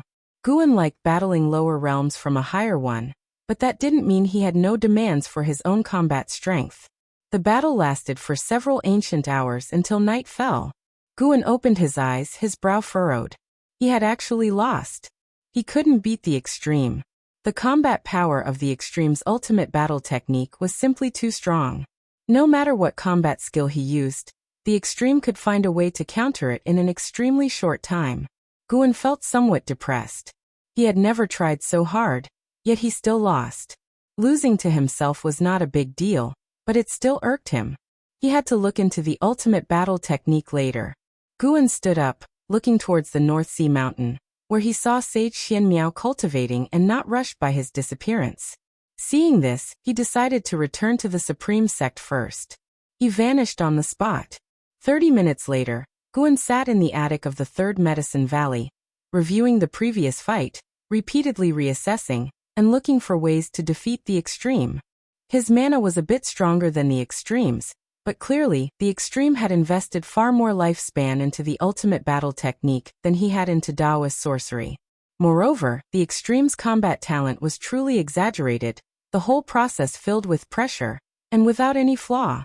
He sat from night until morning. Only when the sounds of disciples practicing came from outside the window did he finally wake up. He couldn't help but smile wryly. Was he really influenced by the extreme? Why did he care so much about winning and losing? Wasn't he pursuing the joy of high realms battling lower ones? If he ever reached the extreme's period of the Tianyuan, it was unimaginable how terrifying he would be then, and the extreme wouldn't be worth mentioning in his eyes. Guan found that the reincarnation evolution absorbed character traits from the evolution, fortunately only the good ones. At least he had not inherited Longzhan's brutality. I have a goal now, Guan silently thought. He wanted to comprehend the ultimate battle technique, and he also thought of Longzhan's divine skill. Heavenly Dragon Reincarnation Dharma Aspect. This divine skill could condense the self of a past life to fight alongside oneself, perfectly fitting for lifespan samsara. Guan had realized that all his reincarnations were battle maniacs. The more numerous they became, the stronger the Heavenly Dragon Reincarnation Dharma Aspect would grow. In a sense, the more times one reincarnated, the stronger the Heavenly Dragon Reincarnation Dharma Aspect became. The Dharma aspect conjured by the Heavenly Dragon reincarnation could retain the main Bodhis battle will, but lacked independent thought, only capable of battle, not of serving as doubles. Imagining the future, Guan raised his hand as myriad past lives stood behind him. How spectacular was that vision! The divine skills created by Longzhan, like the ultimate battle technique, had immeasurable potential. Guan took a deep breath and ceased to dwell on the comparison of strengths and weaknesses with the polar extreme. Even if he failed, so be it. Then he would just continue to grow stronger. It was precisely the right time to temper pride and complacency. Guan stood up, then went downstairs, ready to practice drills with his disciples. Just as he reached the bottom of the stairs, Ji Xiaoyu also came out, saying she wanted to join him in practice. He did not refuse. During the drill practice, Guan could feel Ji Xiaoyu observing him. After blending the polar extreme's life memories, there came about a certain change in Guan's demeanor, one he couldn't completely revert to as it was before merging those memories. He wasn't afraid of Ji Xiaoyu seeing through him. After all, if he simply refused to admit it, what could she do? After the practice was over, Ji Xiaoyu invited Guan to her room, and he did not refuse. Once inside, they sat down opposite each other at the table. Ji Xiaoyu stared at Guan, saying, "You've acquired some aura of reincarnation about you. Where did you go yesterday?" Guan replied, "Off to save the world. Why do you ask? Can you see who I was in my past life? A mere reincarnation path emperor. Could he measure up to the polar extreme?" Speaking of which, the polar extreme had once visited the yin-yang domain in later generations, sweeping through all the strong beings there, even compelling the yin-yang domain to erect an imperial stele in his honor. "I can't see through it. I suddenly suspect that you are just like me. We both may be reincarnations of some great power," Ji Xiaoyu said, her face unexpectedly breaking into a smile. Guan raised his eyebrows. "How could that be? I've not received memories of a past life. I haven't even dreamt anything." "That's because the karma of your reincarnation is still dormant, and your cultivation speed is too slow." Ji Xiaoyu laughed, but then suddenly remembered something and her brow furrowed again. If Guan was like her, didn't that mean their future was already destined? Both of them would eventually become just a memory for someone else. All their experiences belonging not to the ones who truly lived them, but to their original selves. At that thought, Ji Xiaoyu looked at Guan with a different gleam in her eyes. At this moment, she sensed the force of destiny. Was it fate that led her to meet Guan? Seeing her spirits somewhat dampened, Guan changed the subject. "So, who do you think was stronger in our past lives, you or me?" Ji Xiaoyu's soul was that of the reincarnation path emperor, and they were one and the same. Even Guan couldn't extricate her from the reincarnation path emperor's being. Without a soul and only having memories, she wouldn't be the real her. It was an unsolvable issue. Only time could soothe the regret. Of course I was stronger. Judging from the karma of reincarnation, the number of my reincarnations far exceeds yours, and for beings of that realm, the number of reincarnations indicates the height of their Tao level. Ji Xiaoyu stated as matter-of-factly, prompting Guan to want to laugh. The reincarnation path emperor hadn't even transcended the reincarnation tribulation. How could he be compared to Guan's past life, let alone outmatching the polar extreme and Longzhan? It seemed doubtful that the reincarnation path emperor could even defeat Lu Han. The two of them continued to chat, and Ji Xiaoyu began to speak of the battles she had dreamed about. The epic battles of the reincarnation path emperor against formidable enemies, which excited Guan greatly. Of course, the emotion was feigned. He had to put on a show for Ji Xiaoyu. While chatting with Ji Xiaoyu, Guan was reflecting upon more. He thought about incorporating the polar extreme's cultivation methods into his teachings for his disciples, which might make them stronger. He would start with an Xian. Nobody could possibly possess the polar extreme's battle talent, but if an Xian could achieve a mere 1/10,000th of the polar extreme's combat achievement, even she could sweep through her peers. Regrettably, the polar extreme's life had not intersected with Enhao's, leaving the future of Enhao an unwritten story. As it stood, though Enhao could not compare to the polar extreme, both had different growing environments, and the future remained uncertain. Late at night, Hidden Spirit Palace. Guan was instructing the deep-sea dragon carp in cultivation.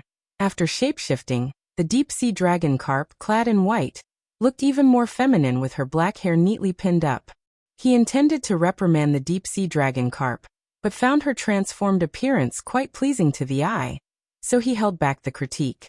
The deep-sea dragon carp, receiving direct guidance from Guan, was very joyful, speaking even more tenderly than an Xian and Yilan, sometimes drawing Guan's gaze to linger. Once Guan finished instructing, he lay back in the chair to read. The deep-sea dragon carp, practicing her step technique beside him, inquired, "Master, I've been reading the book you gave me.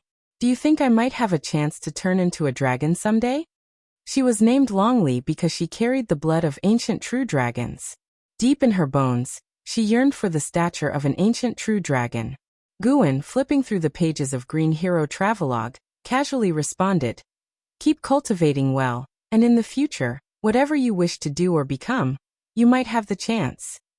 Hearing this, the deep-sea dragon carp felt greatly inspired and practiced the stepping path of age's step with even more diligence. Chapter 409. The darkest years above the vast ocean, clouds surged like a scene from an immortal realm, and a towering peak stood in the sea with immortal birds circling around. Atop the mountain shone a dazzling golden light from a gigantic golden mirror, spinning and sweeping beams of light in all directions. Below the golden mirror lay a spacious and bright dojo, paved with white jade. Tens of thousands sat in meditation, all from the heaven and earth flying immortal realm. The majority meditated with closed eyes, while a few looked towards the front where a majestic figure sat in meditation before the golden mirror, his presence alone stretching 100 yards high. Mortal world god, clad in a black Taoist robe, holding a horsetail whisk, his half-white hair bundled behind his head with jade pins, his face weathered as if worn by the ages, he emitted an immense and boundless aura of Taoist sorcery simply by sitting there. Mortal god, now that the world is in chaos, when will we, the followers of divine Tao, descend the mountain to save the world? An elder suddenly spoke out, prompting everyone to open their eyes and collectively gaze at the mortal world god. Even Baizia, from Mortal World Peak, opened his eyes to look. They had pledged allegiance to the mortal world god not merely to seek greater strength, but also to fulfill their own aspirations. In their eyes, both the immortal dynasty and the holy court were preoccupied with their own power, not prioritizing all living beings. Neither deserved to rule the great heavenly spirit land. They believed that salvation required a third-party force, and the divine Tao founded by mortal world god represented their hope.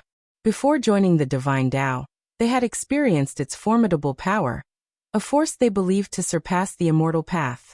With the chief fortune of divine Tao, their strength continued to grow. Though newly joined, many were already eager to take action. Without opening his eyes, the mortal world god responded slowly, "The time is not yet ripe. We aim to save the entire world, not merely a portion of beings. Acting now might accumulate virtue, but it won't shake the immortal dynasty or the holy court. Once we are strong enough, we will crush the immortal dynasty in one fell swoop, swallow the holy court, and quickly restore peace to the world, which will truly benefit all beings." Many nodded in agreement with his words. A female cultivator asked, "Mortal god, in your eyes, is the threat from Shengtian greater, or is it the Yangxian emperor?" The free immortal might not decide the fate of the world. After all, even the Yangxian emperor couldn't breach the holy court, but they all knew that to crush the immortal dynasty and the holy court, they must defeat both the Yangxian emperor and Shengtian. A monumental battle awaited the mortal world god. Upon hearing this, the mortal world god slowly opened his eyes.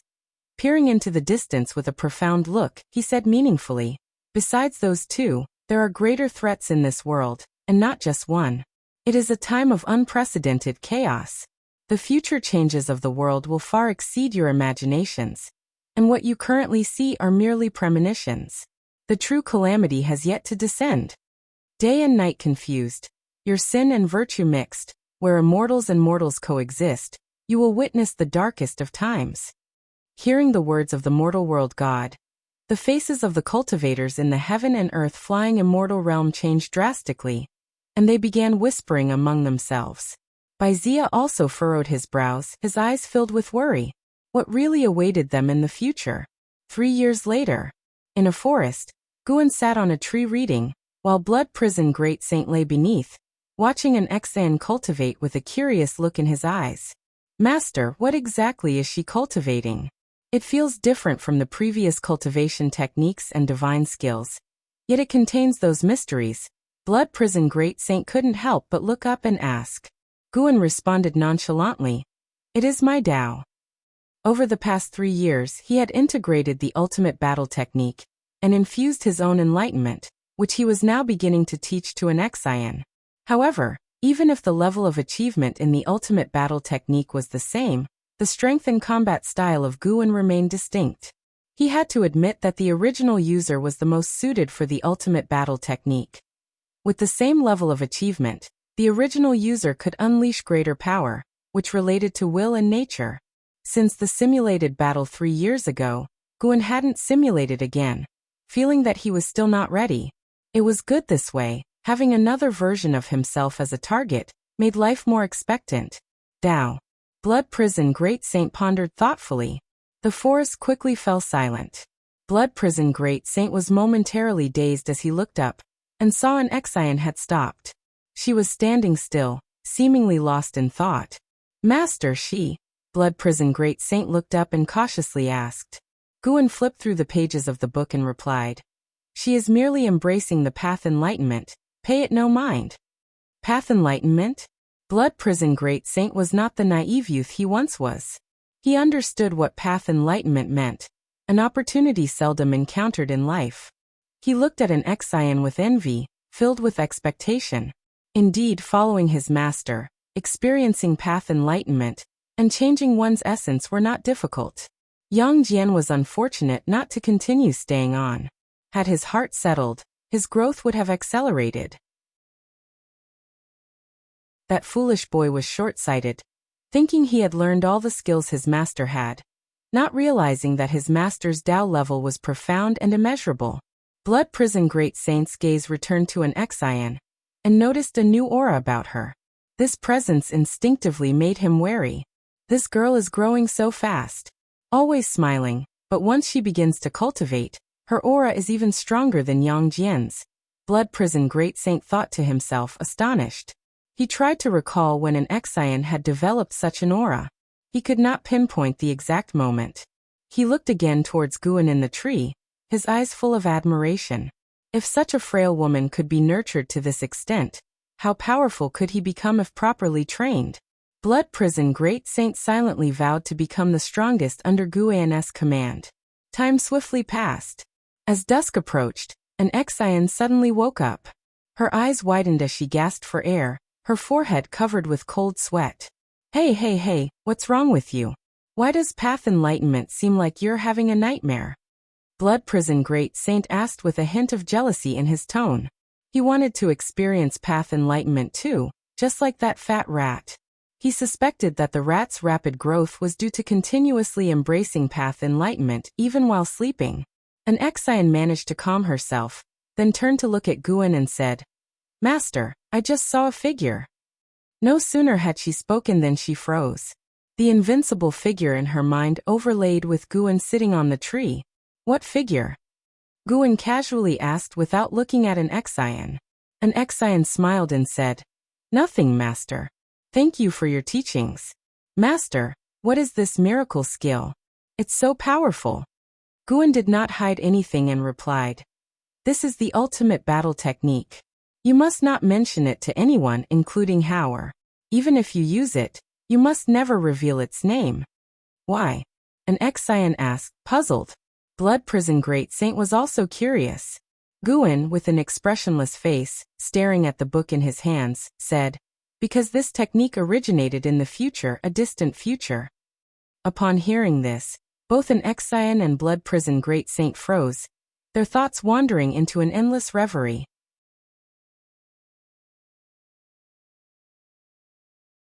Chapter 4:10 Past Life Background in the Distant Future. An Xian and Blood Prison Great Saint were deeply shocked by Guan's words. They harbored no doubts, only boundless longing. How advanced must Guan's Tao level be to obtain Taoist sorcery from the future? An Exian let her imagination run wild for a moment before she couldn't help but ask, Master, you can see the future. What is it like? How long into the future will I live? Blood Prison Great Saint also looked toward Guan, eager to ask the same question. Who wouldn't be curious about their own future? Guan replied indifferently, the future is not fixed. If you knew it, it would change. Upon hearing this, an Exian was not satisfied and pressed on. Then is our fate good or bad? Guan glanced at her and said, with me could it be bad? A smile blossomed on Nzin's face as she began to flatter Guan. Blood Prison Great Saint was also excited, secretly admiring Guan's way of speaking. He thought it supremely domineering and decided he needed to learn it as well. Continue training, we'll return later. Guan continued reading, giving instructions aloofly. Elated, an Exian turned around and began to reflect on her previous enlightenment. Although training with ultimate battle techniques had slightly extended Nzin's maximum lifespan, it was not substantial. The lifespans of an Exian, Yilan, and Zhenqin were all increasing slowly. Guan could only try to get them to reach the Nirvana realm as soon as possible for a chance at a breakthrough. Currently, they primarily relied on the primordial reincarnation skill and Guan's elixirs to extend their lives.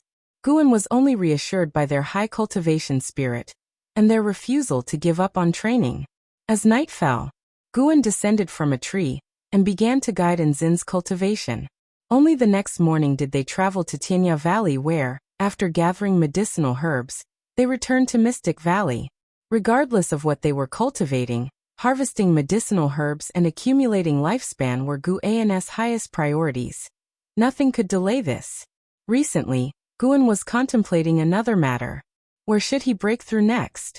He felt that breaking through in the silent destruction domain would sooner or later bring great trouble to the great heavenly spirit land. The thought of facing immortals still pressured Guan. A more distant place for the breakthrough was necessary.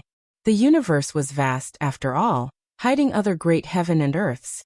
It might bring trouble to other lands, but sacrifices had to be made to preserve his own land. 2 years later, at the age of 730, Guan was visiting Yi Mansion within the subsect where he and Yi Lan sat listening to Zhenqin recount thrilling battles from years past. Energetic, she occasionally stepped on a stool, her emotions fluctuating with the dramatic shifts of the events. Guan was very supportive, not only listening intently, but also expressing various emotions. Yi Lan did not intervene. She watched Zhenqin boast to Guan with a smile. As the spring breeze swept through the courtyard, she felt nothing could be better than this day, having all the people she cared about around her. Wasn't this the luckiest thing in life? After Zhenqin finished, she sat down, hands on the table, and looked at Guan asking, Master, is the divine Tao that's been widely discussed recently real or fake? The mortal world's deity speaks greatly, but for many years there hasn't been any real movement, just rampant rumors. The rumors of the divine Tao had reached the supreme sect. It was said that believing in the divine Tao could grant divine power and help one survive the upcoming darkest years. Quite miraculous indeed. Guan had also heard such statements in the Third Medicine Valley, but he hadn't taken them seriously. The future was becoming more chaotic, and the deity of mortal worlds divine Tao was merely one part of the grand torrent of the world, and hardly decisive in the future's direction. The deity's proclamations were loud, but essentially, he was just a pawn of the Holy Court. How could a pawn compare to the Holy Court? More free immortals would appear. During Guan's previous breakthrough, 2 free immortals had sneaked into the reincarnation vortex, the purpose of which was still unclear. Who can really know what's true or false? But I've heard it's quite chaotic overseas.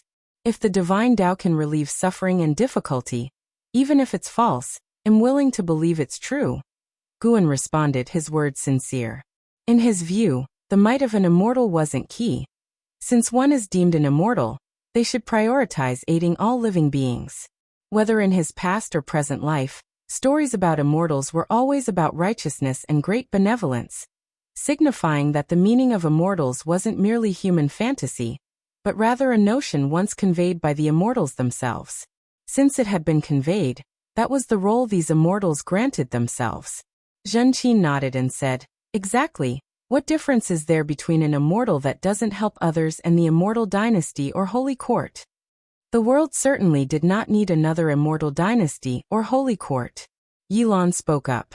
These matters are too distant for us. Why think too much about them? It might be better to contemplate how to achieve nirvana. Hearing this, Zhenqin frowned slightly and asked, Nirvana, is there really hope for us? Despite already being a great cultivator of the void-crossing realm, she still felt Nirvana realm was unattainably distant. She could hardly imagine how others had reached the Nirvana realm. Of course there is. If you keep hope alive, anything can be realized. I believe you can do it, Guan said cheerfully. Both women had reached the void-crossing realm, and a century ago, they had unleashed their cultivation levels, their maximum lifespans extending beyond 1,200 years. Yilan looked at Guan, her gaze falling on his forehead. Guan's apparent cultivation level remained at the nascent soul realm, but both she and Zhenqin knew he must be concealing a stronger cultivation level, especially since the primordial reincarnation skill was passed to them by Guan. Over the years, Guan's bearing had grown increasingly strong, nothing about him indicating mediocrity. Master, if you release your cultivation level, could you reach Nirvana realm in one go? Zhenqin asked curiously. Guan said, Nirvana realm? You underestimate me. I could directly advance to the 9 heavens of immortal path. Master, how many drinks have you had? Do you think I'm bragging? So, are you saying you're even more formidable than Yangxian Emperor?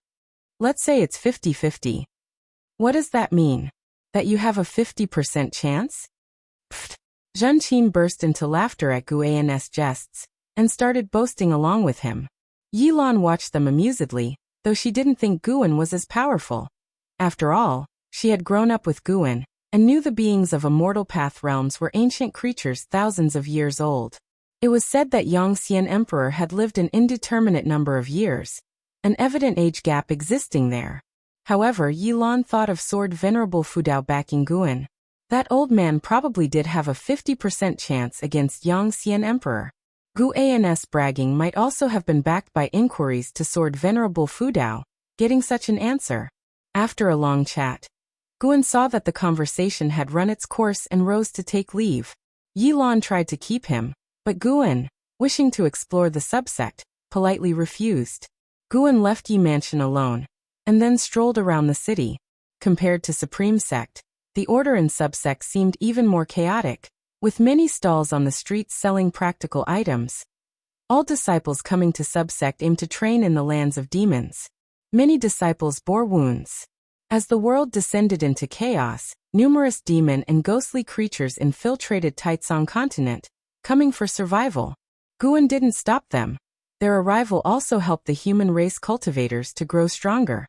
Of course, it was more dangerous, but ultimately, everything depended on individual strength. Great demon creatures brought not only competitiveness but also demon treasures, providing more resources for cultivators. The current Guan didn't hunt. Merely harvesting medicinal herbs sufficed to significantly increase his lifespan. As he walked, Guan saw someone. Zhang Shi, the entity bound by the causality of reincarnation, whose true self was a free immortal undergoing reincarnation tribulation. He was also well versed about reincarnation path emperor, clearly no ordinary figure. Guan even suspected he might be the reincarnation of Saint Heaven. Guan approached and stopped Zhang Shi, hesitantly saying, Brother Zhang? Zhang Shi recognized Guan too. He was deeply impressed with the Valley Master who invented Go. He smiled, saying, Taoist friend Gu, it's been a long time. I didn't expect you to remember me. Seeing that his cultivation and lifespan hadn't changed much, Guan warmly said, Indeed, it's been a while. How about we find a pavilion and have a chat? Zhang Shi didn't understand Guan's enthusiasm, given they had only exchanged a few words initially, but he didn't refuse. The two made their way to the inn, laughing and talking. 30 minutes later, Guan sat opposite Zhang Shi. Seeing the pleasantries were over, he picked up the wine jug, poured wine for Zhang Shi and smilingly asked, Taoist friend, why have you come to the subsect?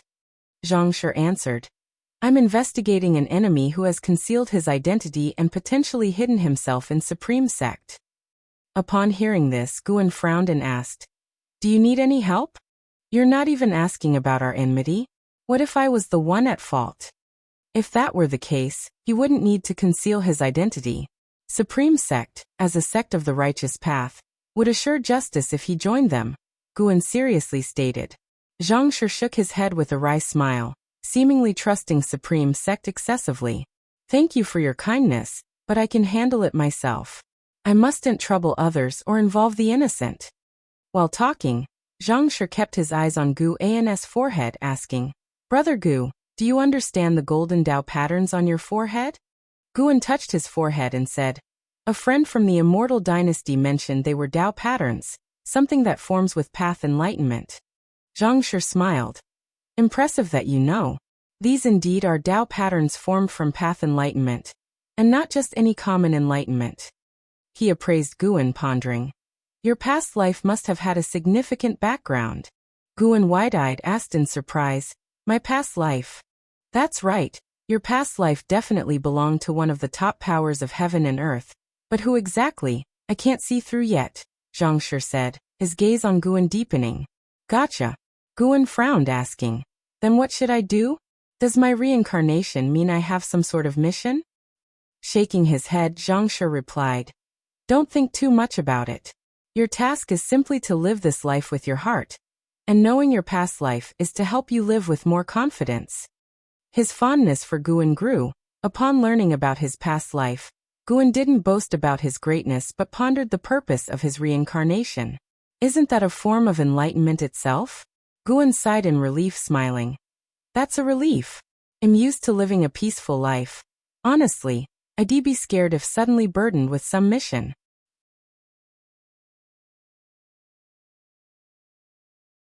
Chapter 411. The Strongest Person. What do you want to do in this life? Zhang Shi looked curiously at Guan. He had gone through many reincarnations, in pursuit of a unique experience in each one, which left him somewhat lost in this life, unsure of what to strive for.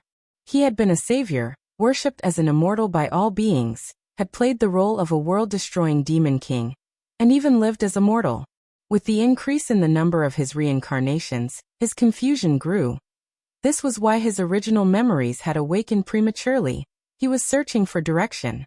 Guan answered, "Tend to flowers, grow plants, chat and play chess with friends and disciples daily.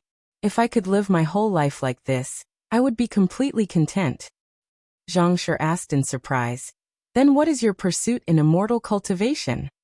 Upon hearing the question, Guan looked back at him with confusion and asked, "Isn't the purpose of immortal cultivation to satisfy the life one desires? I already have what I want, so why should I pursue cultivation further? My cultivation now is not about becoming stronger, but about living longer to enjoy more of this kind of life." Zhang Shi's expression changed subtly as he pondered Gu An's words. Which is more important, life or cultivation? He knew all too well how difficult it was to attain longevity. Many people appeared to live for thousands of years, but they spent their entire lives desperately pursuing cultivation, and the total time of genuine happiness they experienced might not even surpass that of a mortal. At the same time, Guan offered him a new way of thinking. Reincarnation didn't necessarily require one to be a certain type of person. It could also be about experiencing life in different ways. Seeing Guan again, Zhang Shi felt that Guan possessed a transcendental quality, one that not even some free immortals had. This aura, combined with the philosophical impact of Gu An's ideas, suddenly elevated Gu An's image in Zhang Shi's heart. Zhang Shi's gaze towards Guan turned different, and he began to inquire about the joys in Gu An's life. Guan didn't hide anything and talked on and on. The topics were all everyday matters, but when recounted by him, they carried an unusual significance.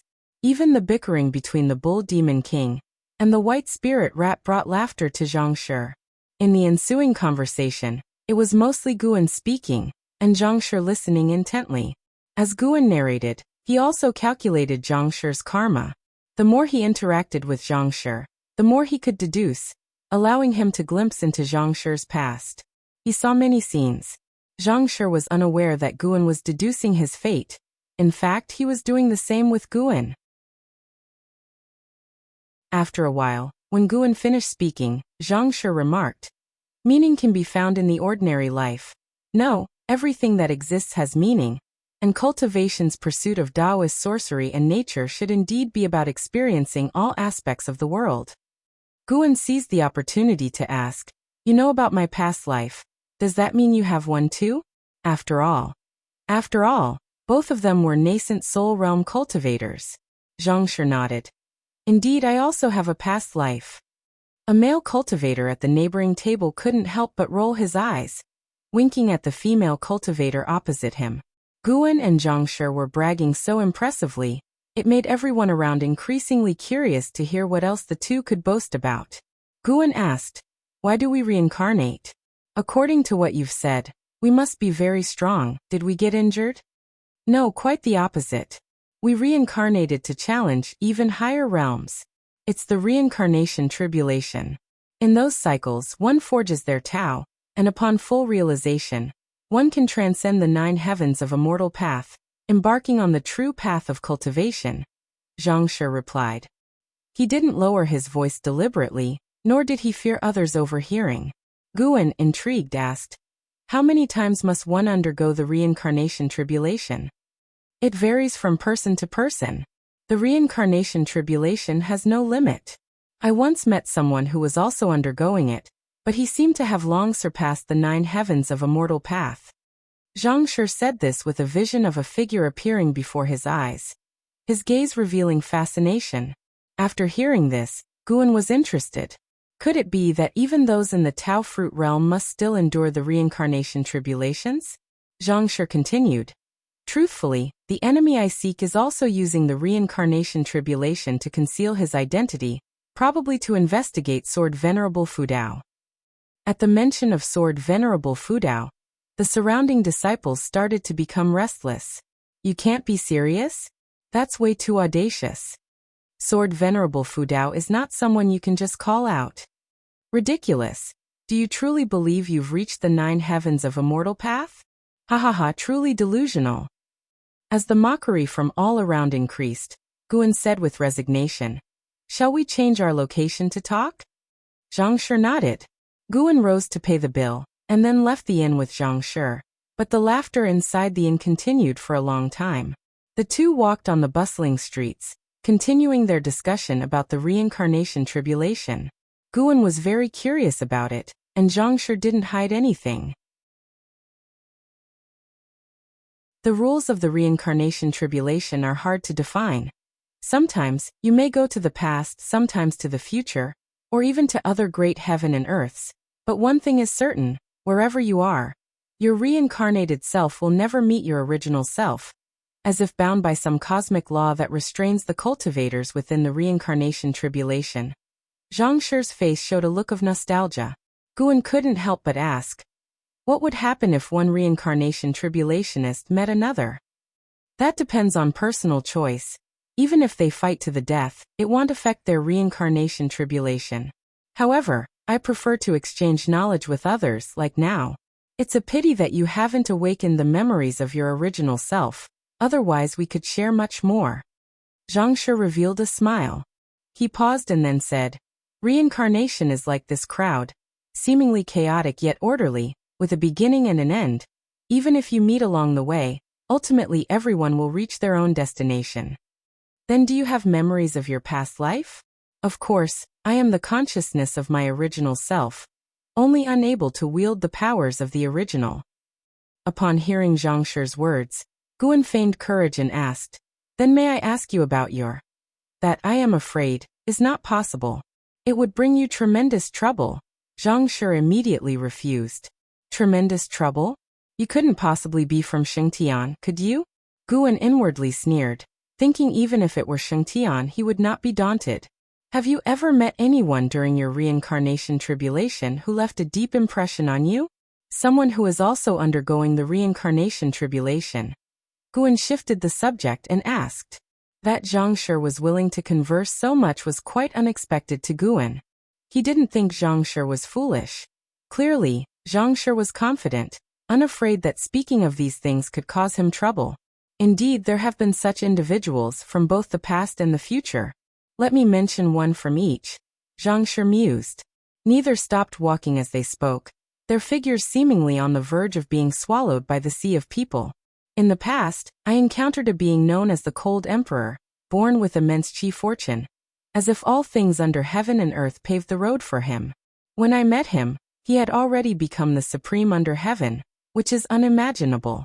A reincarnated body reaching the 9th level of the immortal path, he was just one step away from ending his reincarnation tribulation.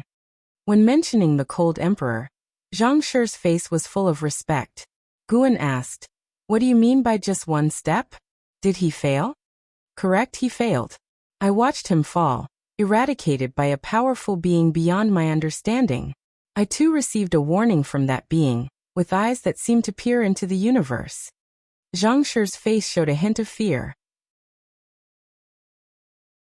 Guan thought of the mysterious giant eye he saw in the depths of the universe during his breakthrough. Could it be the same entity? Guan couldn't help but think of the heavenly spirit god, suspected to be synonymous with the eyes. At present, the heavenly spirit god is definitely the strongest being he knows of, residing at the edge of the universe, extremely formidable. During later reincarnation tribulations, I never saw that powerful being again. Perhaps it's because my reincarnated body wasn't strong enough. But in the future, I met another reincarnated body, even more unimaginable, because he actually managed to traverse the river of time within the reincarnation. He came from a far distant future. We are not from the same epoch, but somehow we met. His spirit is absolutely the strongest I've ever seen. This spirit has nothing to do with cultivation level. It is a kind of will, as if no existence could ever crush his fighting spirit. Zhang Shi looked intensely, while Guan's expression became odd. Could it be Ji? Guan pondered carefully but couldn't recall if Ji had ever met Zhang Shi. Who knows what Zhang Shi from the past looked like? What was his name? Guan couldn't help but ask. Zhang Shi smiled and said, "He has but one character to his name, Ji. He defeated all the strong throughout every epoch in the great heavenly spirit land, pursuing battle throughout his life. Embarrassingly, I never got to fight him. He didn't even know me. I just watched from a distance as he faced the world's mightiest, even against the entire world, and he still won. I will never forget that sight. If there is truly a strongest being, I believe he could become the strongest. With his capabilities and fighting spirit, he is certain to transcend the 9 heavens of the immortal path and challenge even higher realms." Just as expected, Guan secretly felt triumphant. Ji was himself, impressing Zhang Shi within the reincarnation. A rather satisfying notion. He pressed on asking, "You have no idea about his ending?" "I don't." After single-handedly sweeping away all powerful beings, he broke through the void and continued his journey. But as of now, his journey has not reached our epoch.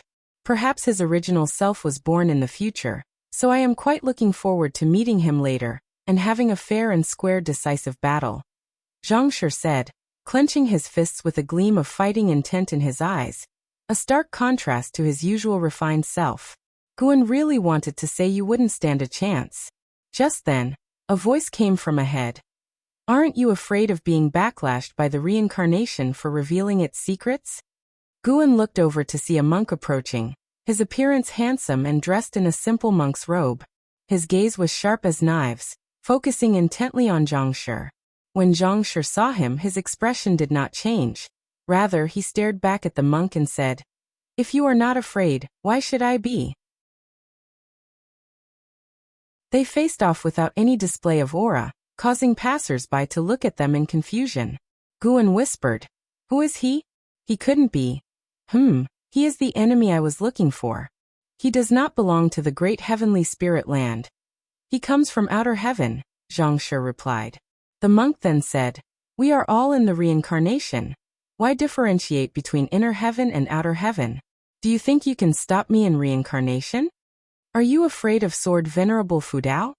Zhang Shi stared at the monk, asking with a cold voice.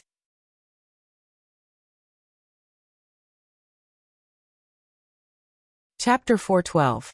Supreme Demon Realm, Apocalypse, Yuchan Divinity Transformation Realm, 3rd Layer 762/1500/1600. Guan performed a lifespan detection on the monk, but unfortunately, he could not discern anything significant. However, he could sense that the monk named Yuchan was connected to the heavenly demon through karma. Free immortals from the great heavenly spirit land could reincarnate into other great heaven and earths, so naturally there might be outsiders reincarnating here. Guan was curious about what grudge existed between Yuchan and Zhangshi. Currently, they didn't seem to be the two mysterious free immortals who had infiltrated the reincarnation vortex. Sword Venerable Fudao? What is there to fear? I have no feud with him. I didn't come here for him. Shouldn't free immortals avoid making enemies with one another so easily, right? While Yuchan spoke, his gaze remained sharp. Zhangshi responded. Indeed, we shouldn't make enemies easily, but when encountering a Dao stealer, our Daoist paths differ and cannot conspire together. Although their cultivation levels were not high, as they spoke and looked at each other, Guan could feel the clash of their Daoist intents. Ultimately, the essence of their souls were that of free immortals. Reincarnation merely temporarily suppressed their power. Guan feigned a cough and said, "How about we talk somewhere else?" He could tell that neither Yuchan nor Zhangshi really wanted to fight. They were merely talking without engaging in combat, clearly wary of Sword Venerable Fudao. Zhangshi coldly said, "Let's go outside." Yuchan's expression was also cold. He agreed and both turned to leave. Just as Guan was about to follow, Zhangshi turned back and said, "This is my grudge with him. You don't need to get involved." "No worries, we are all reincarnators. Let's speak kindly." Guan continued the conversation, then walked past Zhangshi, catching up with Yuchan and started making small talk. Yuchan was not someone incapable of communication. Faced with Guan's questions, he too would respond. Zhangshi followed, frowning. After about half an incense stick's time, the three of them arrived at a forest outside the subsect. Zhangshi and Yuchan stood opposite each other with stern expressions. And in this place, they no longer restrained their murderous intent. Both having reincarnation bodies, it doesn't truly matter who dies. The hatred won't dissipate either. Why not sit down and talk, exchange insights? Guan suggested. Zhangshi spoke. He and the force behind him cultivate by devouring heaven and earth, Taoist sorcery. Their stance is naturally opposed to ours. There's no need to talk. Yuchan looked at Guan, showing a smile and asked, "May I know under what name does Taoist friend's true self go?" Free immortals, standing above all creatures and traveling the universe with ease, lived for tens of millions, maybe even hundreds of millions of years. They had likely heard of each other's names. No free immortal remained unknown. Sword Venerable Fudao's true identity must also be renowned. At least that was what Yuchan thought. Upon hearing Zhangshi's words, Guan pretended to be surprised and looked towards Yuchan, while Yuchan let out a cold laugh. In the daylight, his laughter was terrifying. The path of the great Tao is one of strife. Isn't the reason we possess spiritual wisdom to fight? This is the heavenly Tao. Yuchan said with a sneer, raising his right hand and summoning golden flames in his palm, within which he formed a small tower. Zhangshi also raised his hand, with red dragon strength energy rising from his feet, encircling him, all heads of the dragons focusing on Yuchan. The wind in the forest also halted. Guan grew even more curious about the origins of the two. Zhangshi seemed to be a person from great heavenly spirit land, but apparently had no ties with Holy Court or Immortal Dynasty, while Yuchan came from Silent Destruction Domain. A Dao stealer seemed similar to the Battle Court, not exactly benevolent. Guan had no intention of intervening, for he had foreseen what would happen next between the two. Yuchan and Zhangshi faced each other with escalating aura. After a while, Yuchan mocked. "It seems your reincarnation tribulation has reached a bottleneck." Zhangshi maintained an expressionless face and said, "Seems you two have come with a certain mission and can't afford to die easily. Truly ridiculous. No courage to fight, yet making all this fuss." Yuchan followed up. "The beings in this realm have forgotten you. This is the era of Yangxian Emperor and Xingtian. Be at peace with your tribulation crossing. Pursue your own Tao. Why go against the heavenly trend?" You know well the grand trends of the heavenly Tao. Zhang Shi calmly said. Indeed, I can't manage too much, but don't even think about harming the beings of this land. Heh, with sword Venerable Fu Dao here, would I be so foolish? Yu Chan answered dismissively, then looked toward Guan. Daoist friend Gu, if you awaken the memory, consider joining us at the Supreme Demon Realm. I might even be able to secure a demon city for you. Supreme Demon Realm? So he was part of the same group as the Demon Shore. Guan, having eradicated the Demon Shore, was destined not to ally with the Supreme Demon Realm. However, in the Demon Shore's memories, the Supreme Demon Realm had already fragmented. How could Yu Chan still try to recruit people under the name of the Supreme Demon Realm? Perhaps the force behind Yu Chan wished to rebuild it? No wonder the future trends of the great heavenly spirit land became increasingly complex, involving many intricate karmic ties. Not to mention the Immortal Dynasty, Holy Court, there were also Heavenly Demon, Battle Court, and now the emergence of the Supreme Demon Realm. In this life, I merely seek peace. When I die, speak to my original self. Guan responded. Yu Chan paused, then shook his head and laughed, finding Guan to be a peculiar individual. Zhang Shi also showed a smile, pleased that Guan had refused. Yu Chan looked back at Zhang Shi and said, Let it be. When the great calamity descends and heaven and earth reshuffle, if you haven't completed your reincarnation tribulation, you'll perish along with the great heavenly spirit land. Your time is running out. As soon as he finished speaking, Yu Chan vanished on the spot. Zhang Shi, after hearing, muttered to himself, Indeed, his target is the Holy Court. Guan couldn't help asking, what do his words mean? Will the great heavenly spirit land be destroyed? Zhang Shi looked at him and said, Because he has predicted the calamity of the great heavenly spirit land. This is an inevitable path of heavenly and earthly evolution, and also the time when the rules of heaven and earth are weakest. At that time, all beings in the great heavenly spirit land will be affected, and the free immortals undergoing reincarnation tribulation will return. If other free immortals from outer heaven descend, the heaven and earth could indeed be destroyed. Guan pressed further. How far off is that day? That is unknown. With those words, Zhang Shi walked towards the forest. Guan asked, Where are you going? I'm going to try out your life but not in the Supreme Sect, Zhang Shi said without turning back. Guan watched him leave, looking as the red dragon's strength energy dispersed from him. For ordinary people, reincarnation is an insurmountable chasm, yet for great cultivators, it seems to be a chance and fortune. After watching his figure disappear, Guan too turned and left. Late at night, Xinjun was painting in her cave, holding a brush in her right hand and rolling up her sleeve with the left, her beautiful face furrowed in frustration as if she had encountered a problem. Her right hand, holding the brush, trembled, never managing to make a stroke.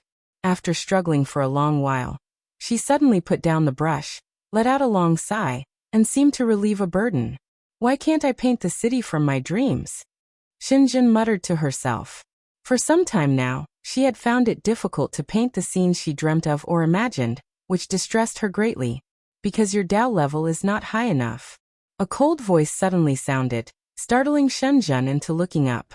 A figure emerged from the wall of the cave, revealing itself to be Yu Chan. Xinjun straightened up, her expression cold, and asked in a stern voice, Who are you? Intruding into another's cave is a grave offense. Yu Chan surveyed Xinjun and smiled. It seems you haven't completely recovered your memory.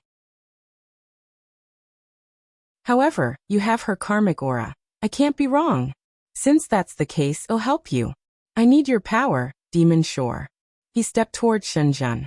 Xinjun had never heard of the Demon Shore, but the intruder's actions were provocative in her eyes.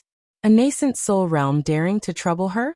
She immediately grabbed a wooden zither nearby and plucked the strings. The harsh sound of the zither resonated, and visible sound waves rushed towards Yu Chan.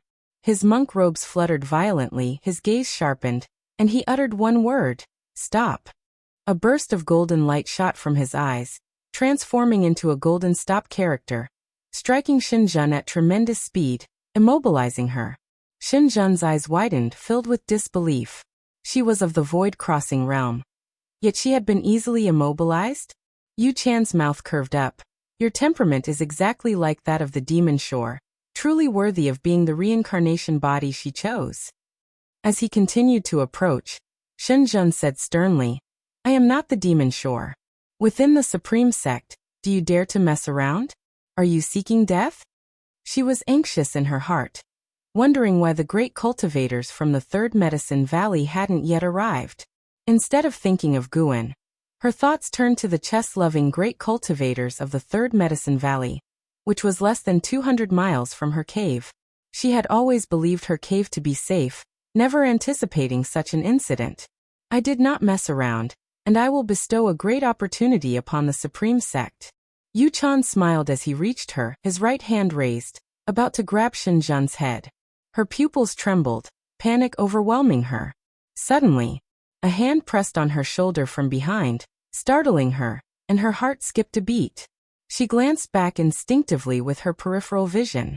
The hand on her shoulder pulled her back, causing her to fall uncontrollably backward as she saw a figure. The man had an exceptionally handsome face, with lifelike golden patterns on his forehead. At that moment, Shenzhen thought she was seeing an immortal lord from the heavens. It was Guan. Shenzhen was dazed for a moment, then snapped back to reality. Guan pulled Shenzhen behind him, then looked at Yu Chan. Is it you? What are you trying to do? Now it was Yu Chan's turn to frown. He completely hadn't seen how Guan had come in. This man was also a reincarnated free immortal. If he were to interfere, that would be unfortunate. The look Yu Chan gave Guan was filled with chilliness, a stark contrast to his warmth from earlier this afternoon. Breaking into a female disciple's cave late at night is hardly the behavior of a monk, said Guan expressionlessly, his tone lacking the warmth of the afternoon. Yu Chan squinted his eyes and asked, Do you know each other? Shenzhen felt a warm flow from Guan's palm enter her shoulder, restoring her bodily freedom, which relaxed her. She quickly spoke. Guan, this person's cultivation is not simple. We must be cautious. She was incredibly shocked. The sealing technique that she couldn't break free from, Guan had managed to unlock it easily.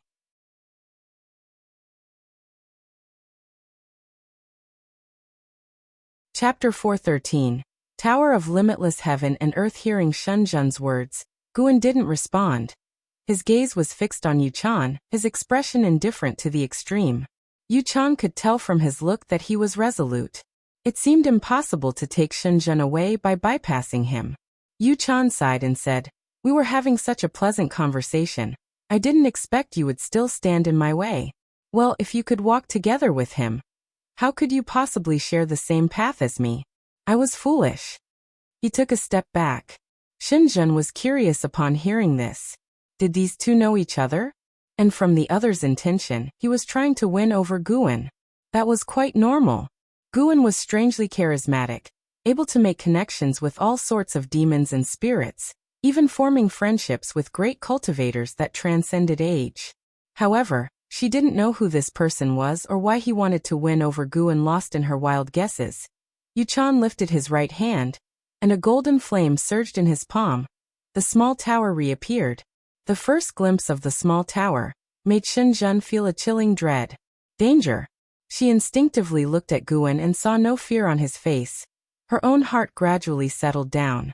Although she didn't understand the confidence underpinning Guan, she subconsciously believed in him. Guan's gaze also fell on the small tower, but before his eyes, another notification also appeared. Hostility from Yu Chan. Once triggered, it is deep-seated hatred, truly befitting of someone from the supreme demon realm. Guan sighed, Why bother? Why bother? Yu Chan seemed to have heard a great joke. The golden light burst forth from the small tower in his hand, and his expression became hideously fierce as he roared in a low voice. Do you realize who you are? Suddenly, Guan swung his sleeve, and a gust of wind rose from the ground, instantly dispersing Yu Chan's corporal body. Even his monk robe turned to ash. The golden small tower fell to the ground with a clear sound. The cave quickly fell into silence. Shenzhen seemed to have been struck by an immobilization technique, standing frozen in her spot, unable to snap out of it for a long time. You have successfully seized 85 years of lifespan from Yuchan, Divinity Transformation Realm, 3rd layer. Looking at the notification before him, Guan felt a pang of regret. Although a reincarnation of the free immortal, this Bodhi's lifespan was pitifully short. Guan turned his head and looked at Shenzhen, asking with a smile, "Aren't you usually very brave? Fearless of the heavens, fearless of the earth. Why are you so frightened tonight? I really want to sketch this moment for you to see yourself." Shenzhen snapped back to reality and couldn't help asking, "What exactly is your cultivation level?" Guan slightly raised his chin, looking down upon her with a smile. "When you are strong enough, you will naturally know my cultivation level." Shenzhen wanted to keep talking, but the golden small tower suddenly emitted a burst of golden light, causing the environment in the cave to change abruptly. It was as if they had been transported to the starry sky of the universe, standing on a meteor. Shocked, Shenzhen turned around subconsciously and looked up. It was her first time in the universe, even though she had dreamt of such a scene before. Guan, on the other hand, was not surprised and calmly gazed into the depths of space. The golden small tower was rising, set deep in the universe. The windows of the tower opened and a golden flame gushed out like a stream turning into an ocean, magical and unstoppable. When Shenzhen noticed this scene, the golden flame rapidly coalesced into a giant face, larger than both heaven and earth, looking down upon them. Yuchan's face. But the aura was entirely different. Especially his eyes, filled with a commanding brilliance, making it impossible to clearly see his pupils. In front of Yuchan's colossal face, Guan and Shenzhen were smaller than dust particles. This shock was greater than when the immortal Lord of Autumn Evening had appeared, because now she wasn't in the heavens or on earth, but situated in the boundless universe. Within this vast cosmos, Yuchan's face still dominated her field of vision. How could she not feel overwhelmed? She subconsciously drew closer to Guan, grabbing the sleeve of his robe. Guan looked at her and smiled reassuringly. "What's there to fear? I am right beside you." Looking at his smile, Shenzhen felt an indescribable mix of emotions. Fear, despair, curiosity, and anticipation. "Who exactly are you?" Shenzhen stared at Guan and asked. She wasn't foolish. She knew Guan was definitely not as simple as just a valley master from Medicine Valley. No wonder the sect leader always came running to him. Wait a minute. Could he be? A wild guess crossed Shenzhen's mind, causing her to widen her eyes in astonishment. "You are not a reincarnation body." Yuchan's voice rang out, filled with wariness. Guan looked back at him and laughed. "Your divine skills are not bad, mixing the false with the real, but can you escape my 5-finger mountain?" As he spoke, he lifted his right hand. Yuchan seemed to sense something, his eyes suddenly widened, a terrifying power welling up within them. Guan's right hand moved swiftly, as if he was grabbing at the starry sky. When he drew back his hand, his right fist clenched. The starry universe vanished accordingly, and Shenzhen only felt a blur before her eyes. When her vision cleared, she was back in her own cave. Guan stretched languidly and said, "It's late at night, time to sleep." He walked toward the entrance of the cave dwelling. Shenzhen stepped forward and asked, "What's wrong with him? He won't come back again." "I hope only you and I know about what happened tonight." Guan left those words behind and disappeared around the corner of the tunnel. Shenzhen stood in place, recalling what she had seen and heard earlier. She felt as if she were in a dream. Have I soul transmigrated into another world? Shenzhen muttered to herself, then followed and sat down at the desk. She raised her hand and with a wave, the wine pot flew over through the air. Yet her hand trembled. Inside the third Medicine Valley, Guan sat in the loft, holding a golden miniature tower in his right hand. The commotion from Shenzhen's cave dwelling had been deliberately isolated by him. Even the Sun and Moon Netherworld Emperor hadn't sensed any disturbances or anomalies. The divine thought true immortal was very strong, but in the eyes of a free immortal, it was nothing significant, and for the Taoist hidden immortal, even less different from a mortal spirit. Guan was using his divine thought to search for Yuchan's soul, which was encapsulated within the tower itself. As he had guessed, Yuchan and the entity behind him wanted to rebuild the supreme demon realm. He had invited Demon Shore many times and been rejected, until hundreds of years ago when his reincarnation body sensed the karma of Demon Shore. He then saw hope to win over Demon Shore. Yu Chan's reincarnation tribulation was on its last step, which was why he could retain the memories of his past life. The closer to successful tribulation crossing, the more memories from past lives the reincarnation body retained. Zhang Shi was just one step away as well. Ji Xiaoyu probably had a bit more distance to cover. The more reincarnations there were, the stronger the control of the original being over the reincarnation body became. During the early stages of the reincarnation tribulation, it was like reincarnation. Until death, one couldn't recover the memories of past lives. The current Supreme Demon Realm was very strong, with more than 10 free immortals. Leading them was the Supreme Demon Emperor, with an unfathomably deep Dao level. Even Yu Chan did not know how extensive his cultivation level was. The Supreme Demon Realm had many targets, and the Great Heavenly Spirit Land was just one of them. They wandered deep within the Silent Destruction domain. Guan retracted his divine thought, and with a clench of his right hand, the golden sand drifted out from between his fingers, then turned into fly ash. This golden tiny tower was also an Immortal Path Supreme treasure, built by Yu Chan over millions of years, stronger than the Immortal Path Supreme treasures controlled by the Holy Court because it had never left its master. You have successfully seized the lifespan of the Sun and Moon Netherworld Emperor, Free Immortal Realm 9 layers, for 2,580,928 years.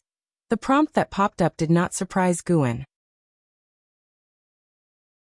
It seemed the reincarnation tribulation allowed the original being's lifespan to temporarily pause, and crossing the reincarnation tribulation did not consume the lifespan of the original being.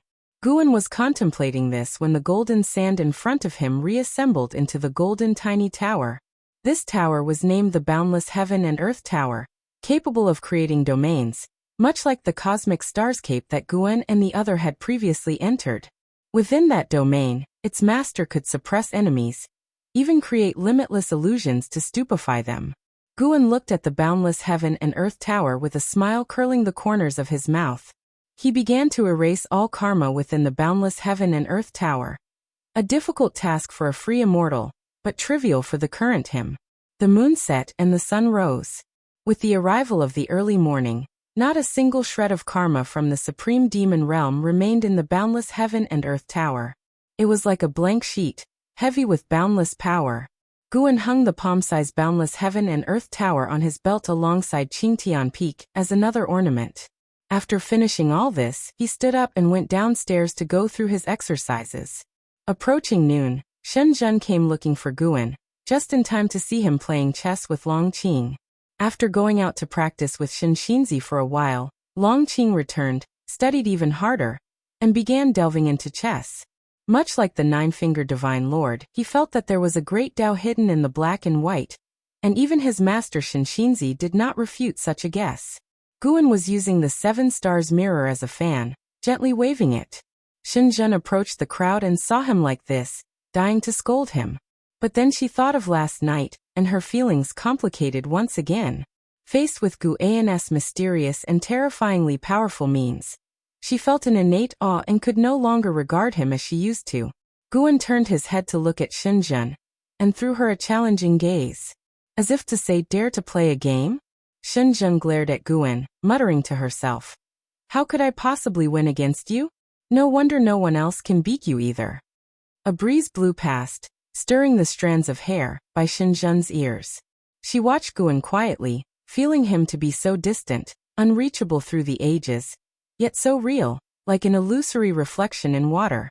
With an immense universe, she unexpectedly had such a great cultivator hidden by her side. She couldn't understand why Guan chose to conceal his cultivation level. But she began to review Guan's life, and looking back now, every move he made, every action seemed to hide a profound truth. What was his world like? Shen Zhen thought absent-mindedly. Leaves flew up behind her, rapidly turned yellow as they ascended to the sky, and ultimately fell to the ground, becoming part of Earth's greenery.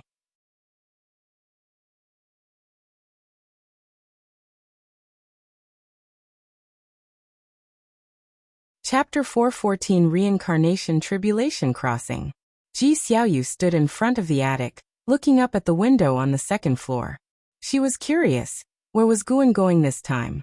She waited for a while. And Guan came downstairs again. She immediately stopped Guan and said, "First degree, you must spar with me when you return." Guan looked at her and nodded. "All right, I want to see the progress of your cultivation over the years." Seeing that he had agreed, Ji Xiaoyu finally smiled and shifted to the side. Guan raised his hand, ruffled her hair, and then quickly walked away. Ji Xiaoyu turned around, watching him leave. She raised her hand to touch her head, her thoughts drifting back to her childhood. It had been a long time since he had touched her head. Time really flies, Ji Xiaoyu murmured to herself, her tone revealing a sense of reluctance. On the other side, Guan arrived at Mystic Valley. He didn't leave immediately. Instead, he went to observe the cultivation of Shengtian and Jiangshi. The master and disciple liked to cultivate in the woods. Now, Jiangshi had nothing left to teach in Shengtian. They mostly discussed and helped each other with their cultivation. Seeing Gu An's arrival, the master and disciple were excited, which made Guan reflect. Had he been too indifferent toward them? Guan was already aware of their feelings. He just had been too lazy to teach them, and had decided to let them temper their own characters. Guan raised his right hand, and 5 secret books appeared, letting them each choose one. The master and disciple were not fools. They chose different secret books, specifically Heaven and Earth Primordial Skill and Taoist Gang Primal Energy. After encouraging them a few words, Guan turned and left. Holding the secret books, the master and disciple felt a surge of excitement. They looked at each other, both sensing a promising future. Cultivate well. Do not disappoint master. Also, don't think about leaving. Guarding Mystic Valley is our lifelong duty, Jiangshi sternly advised. And Xingtian nodded. He felt the same way. In the future, he would only leave for revenge. Once the revenge was done, he would return to show his gratitude. Practicing under Sword Venerable Fudao for thousands of years wasn't much. As long as they could continue to live and cultivate under Fudao's guidance indefinitely. After leaving Mystic Valley, Guan walked towards the distance on foot. His gaze fixed on the reincarnation vortex in outer heaven. He decided to go into the reincarnation vortex to cultivate. He had previously sent an incarnation to infiltrate it. The reincarnation vortex wasn't another world.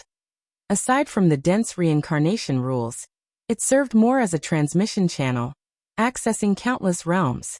This was also why Xiaochuan had not reappeared since entering. He had been reborn in another realm. After many years of consideration, Guan still felt that breaking through in the silent destruction domain was too dangerous. Would the heavenly spirit god carry out a thorough search if alarmed? Or perhaps invite more mysterious immortals? Though not sure from where the relentless immortals pursuing him hailed, Guan was full of apprehension regarding their backing forces, and did not want to disturb them. As Guan reflected, he strolled forward leisurely as if touring beautiful mountains and waters, not walking quickly. An ancient hour later, Guan emerged from the great heavenly spirit land. Beneath his feet seemed to be an invisible staircase. He ascended step by step.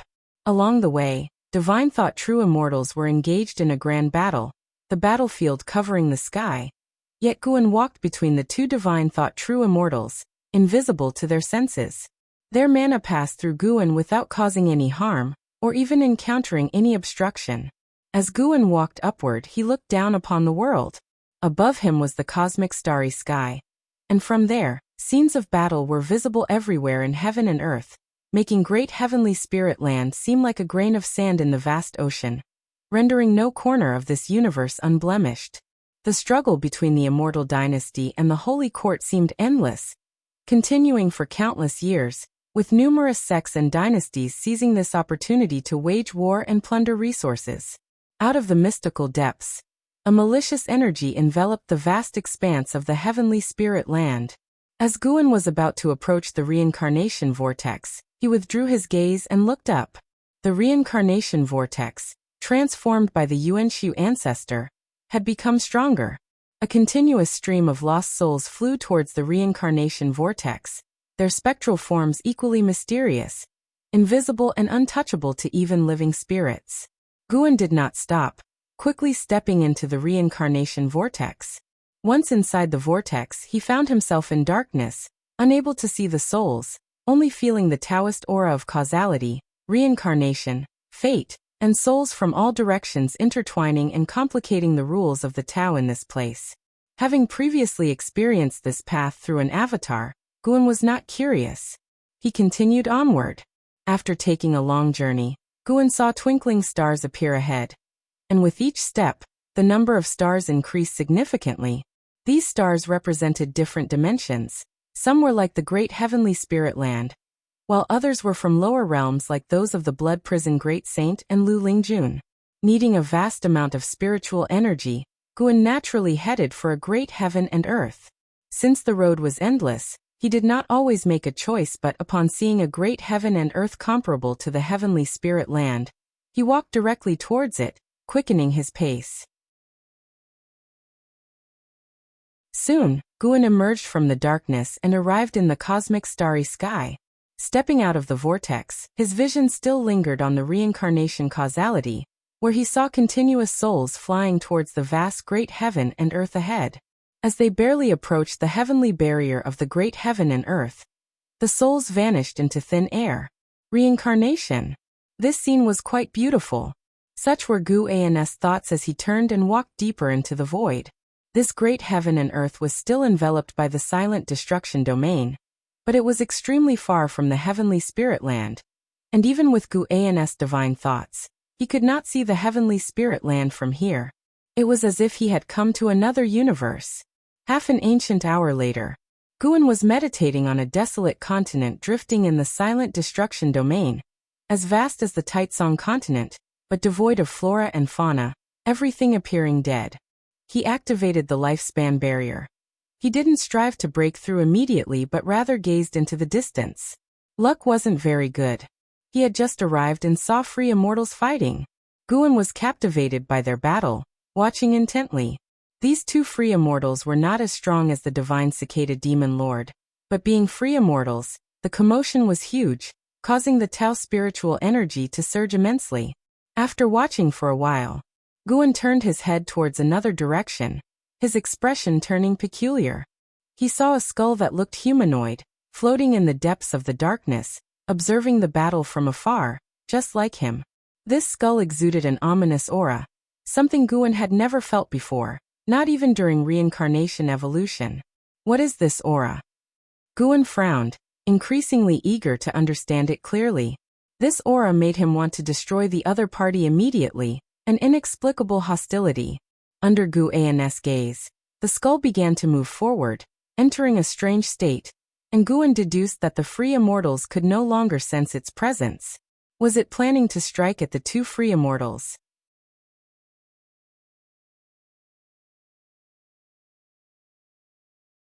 Chapter 415. Breakthrough to the perfect Xian Yuan Zizai immortal realm. Guan watched as the skull moved forward. Because the distance was too far, he was unable to use lifespan detection, and could only follow with his divine thought. The two free immortals continued their fierce battle, not sensing the greater danger that was approaching. Guan could feel that the skull had not reached the perfect realm of the Taoist hidden immortal. Yet it was even more dangerous than a free immortal.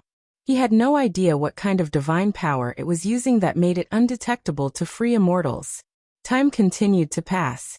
Half an hour later, while the two free immortals were locked in a stalemate using their mana, the skull suddenly appeared, growing immensely large, and devoured both free immortals in one bite.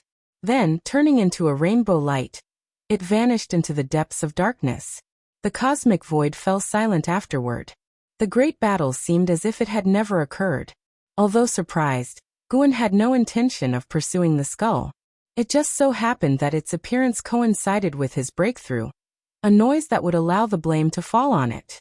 Guan pulled up his attribute panel.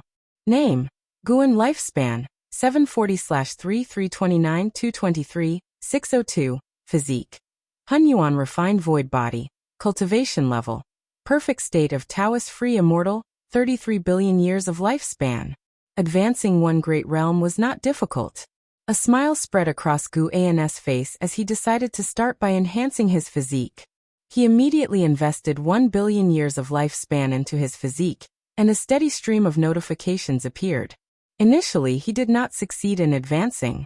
Without hesitation, Guan invested another billion years of lifespan, and the Hun Yuan refined void body successfully advanced to the Hun Yuan Taoist golden body.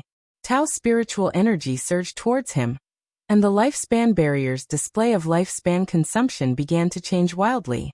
Closing his eyes, Guan delved into the transformation of the Hun Yuan Taoist golden body.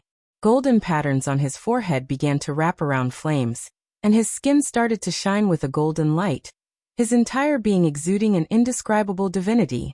The Hun Yuan Taoist golden body enabled his flesh to compare with the power of rules, and be compatible with the Tao, allowing for a perfect embrace of all Tao rules. This meant that from here on, Guan could study any kind of Tao. Not only that, but the Hun Yuan Taoist golden body could also bring about a metamorphosis for his mana, with his soul receiving a tempering by the Tao.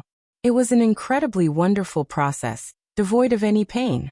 The silent destruction domain also began to resonate with the changes.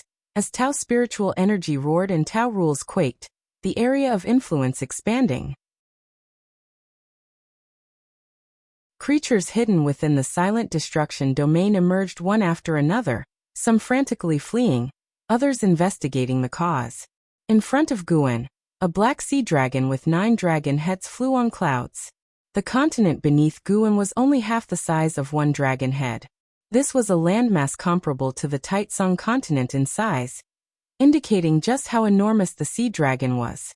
None of the beings detected Guan's presence. The formidable strength of the lifespan barrier remained undetected by all. After half an hour had passed, Guan opened his eyes and began to invest his lifespan into the Eternal Infinite skill. 1 billion years of lifespan advanced the Eternal Infinite skill to the Great Tao Unlimited skill, achieving Mastery Realm. Another half an hour went by, and Guan started to upgrade his ability, the Tao Representation Divine Thought skill, critical for hiding his cultivation level, and needing to be upgraded in sync. Similarly, investing 1 billion years, the Tao Representation Divine Thought skill was elevated to the Great Thousand Xian Void skill, reaching the realm of complete understanding and integration. Next, he worked on upgrading his Stepping Path of Ages step and the Ultimate Path Formless Body. The Stepping Path of Ages step was the only movement technique he was researching with combat significance, while the Ultimate Path Formless Body could prevent causal inference, hiding his true identity, both equally important.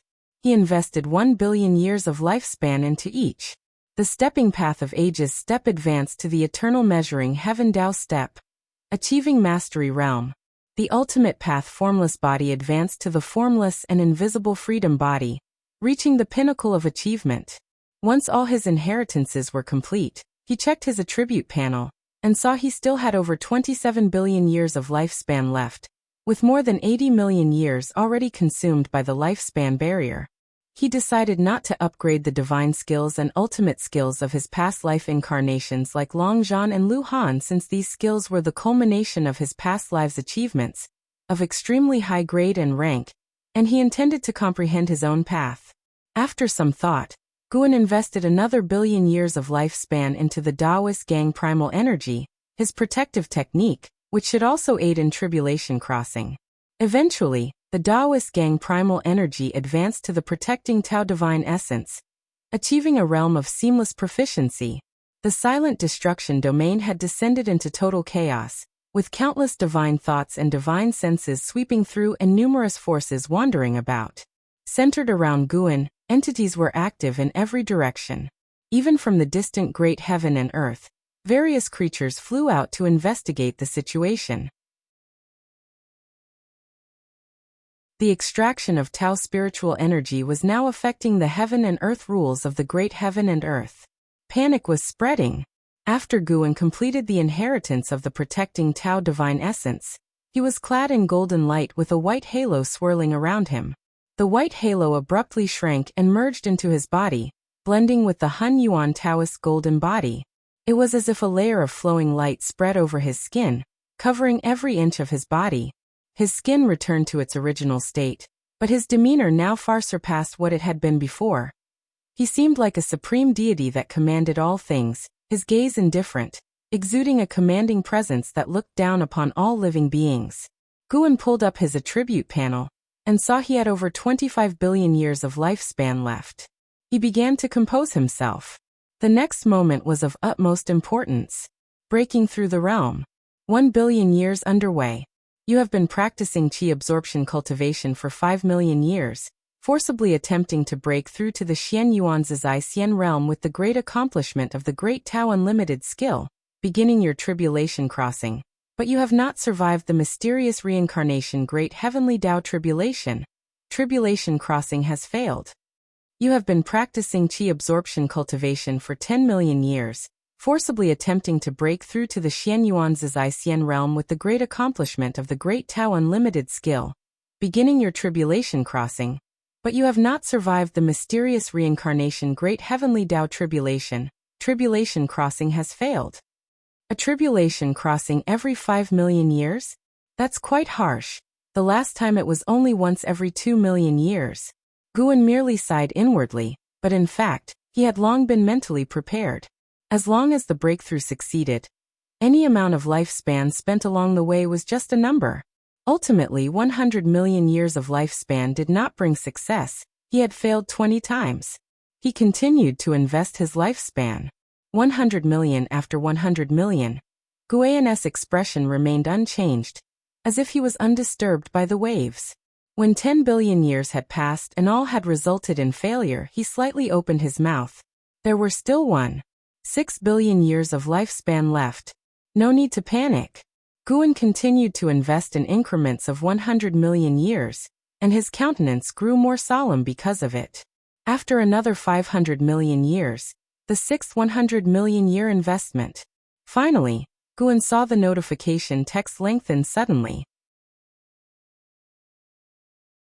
You have been practicing qi absorption cultivation for 45 million years, forcibly attempting to break through to the Xian Yuan Zizai Xian realm with the great accomplishment of the Great Tao Unlimited skill, beginning your tribulation crossing, and you have survived the mysterious reincarnation Great Heavenly Tao Tribulation.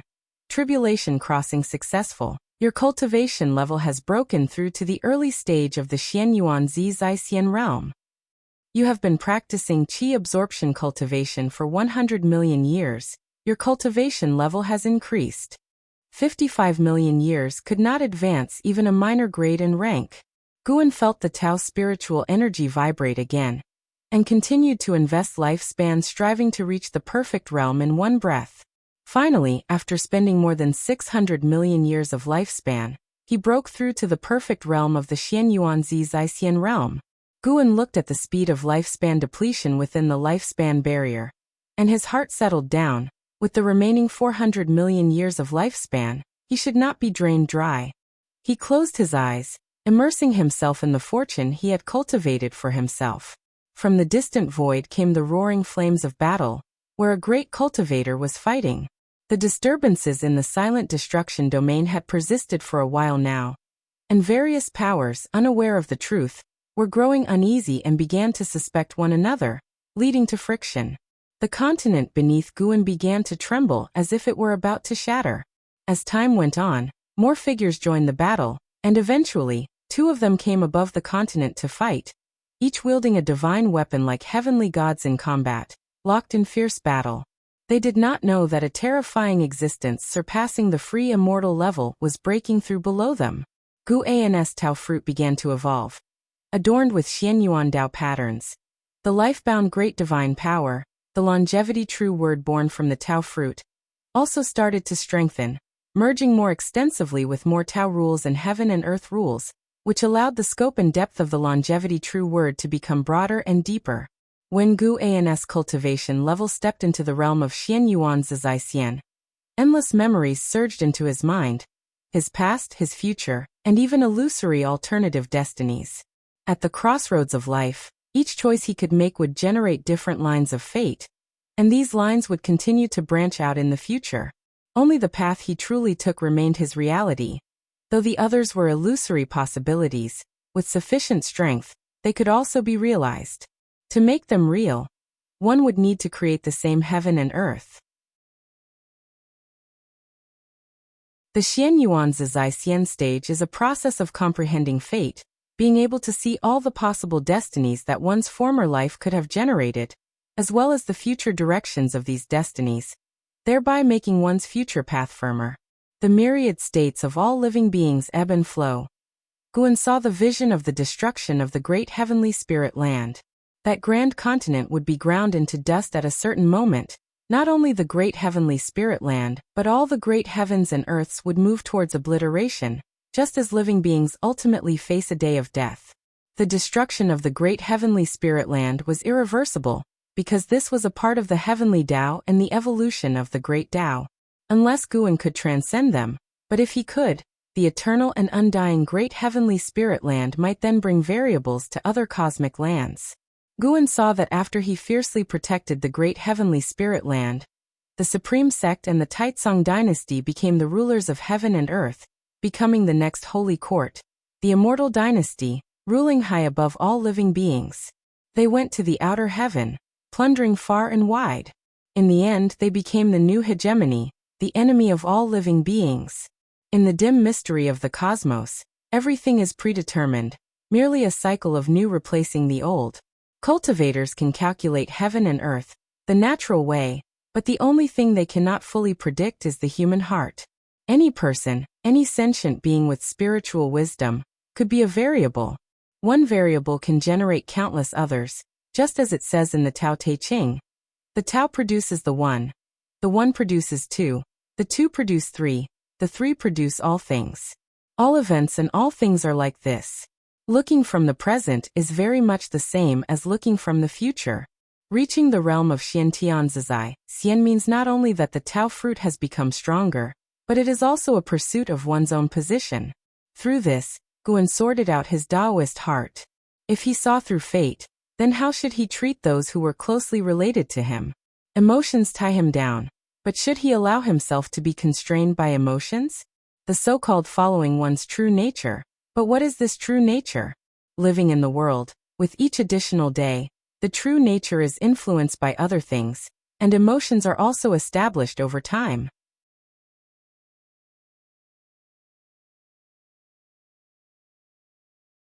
Chapter 416. Longer than heaven and earth, greater than the great Tao. Xianyuan Zizai Xian. What is Xianyuan and what is to be free? Guan seemed to be surrounded by myriad scenes, violently clashing against his will at times, with images from the past, images from the future, growing more chaotic, more frenzied. He didn't know how much time had passed. Suddenly he opened his eyes, his consciousness arriving in a vast and glittering starry sky, no longer surrounded by those intricate and tangled scenes. His world appeared to become quiet all at once. His eyes regained their clarity, and one by one, figures walked out from within him, standing before him and turning to face him. A total of 5 figures. They were Chu Lu, Xiao Xingtian, Long Zhan, Lu Han and Ji. His 5 reincarnated selves. Guan watched them, his eyes gradually firming. Behind these 5 reincarnated selves, in the depths of the starry sky, more figures emerged, their identities indiscernible to Guan, but he could sense they were also his reincarnated selves. Once he truly began to reincarnate, these selves would obtain their own identities. Their appearance signified that Guan had yet to sever his attachment to the cycle of reincarnation. Although they dressed differently, their figures resembled Guan. With each step they took, they flashed forward a great distance, rapidly closing in on him. Hundreds, thousands, tens of thousands, their numbers surged, and soon, the starry sky before Guan was occupied by these countless figures, densely packed. Guan continued to sit cross-legged, gazing at his reincarnated selves before him, his expression unchanging. He was observing his reincarnated selves, and all his reincarnated selves were watching him, as if he were facing his true self. At this moment, Guan's Taoist heart gradually became enlightened. The original heart was not necessarily the true heart, nor were later gains necessarily obstacles. His current thoughts represented his true heart. Any moment he acted upon his own wishes was an expression of that heart. As long as his true heart did not conflict with his principles, it signified the right course of action for him. Even if the outcome of some matters was unfavorable, what of it? All he could pursue was his own life. At most he could assist others, but he could not control their wills. Even if the outcome was destruction, wouldn't a period of pleasure before that destruction also count as a gain? Setting aside karma and fate, Guan needed to consider his own pursuits. Longevity? Too vacant. Through his cultivation so far, Guan increasingly understood the principle that the Tao is endless. How high must one's realm be to achieve longevity? If faced with a stronger being, could he maintain that longevity? Guan reviewed all his memories, including those of his reincarnations. His eyes gradually emitted brilliance. With a boom, the whole universe shattered, and Guan's consciousness returned to the present. He was still sitting cross-legged on the broken continent, protected by the lifespan barrier. Xianyuan Zizai Xian realm, early stage. The breakthrough was still ongoing. Guan's perception of the Tao became clearer. His comprehension of cause and effect, fate, and reincarnation deepened. These were mere transformations in the essence of his life. If one spoke of power, his mana far surpassed that of the Taoist hidden immortal realm. While the Tao spiritual energy continued to flood his body, Guan began to probe this universe. His divine thought could see farther away. First, he saw a colossal gate deep in the universe, very similar to the land of extreme fall, where the heavenly spirit god who executed Ji was guarding such a gate. Boundary Gate. When executing Ji, the heavenly spirit god had mentioned the gate's name, adding that anyone who approached the boundary gate was defying the heavenly Tao and deserved to be utterly annihilated. Could every universe have a boundary gate? Guan saw that there was no one beneath the boundary gate, a silent and eerie void. Intuition told him that drawing near to the boundary gate would lead to trouble. He withdrew his gaze and looked in the direction of another great heaven and earth. His divine thought captured all creatures within it, even overhearing their interactions. This great heaven and earth was named the Great Vacuous Heaven and Earth, and was home to 3 free immortals, also in a state of chaos.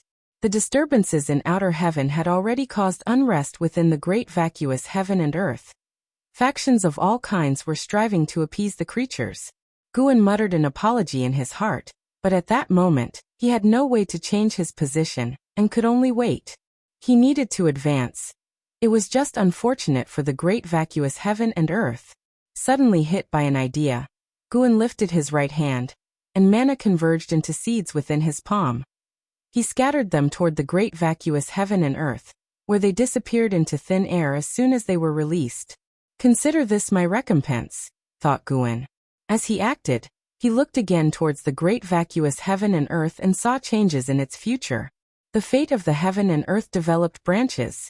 Some branches dissipated, leaving others to extend, to grow and spread. Guan even saw that in the distant future, the Great Vacuous Heaven and Earth would collide with the Great Heavenly Spirit Land.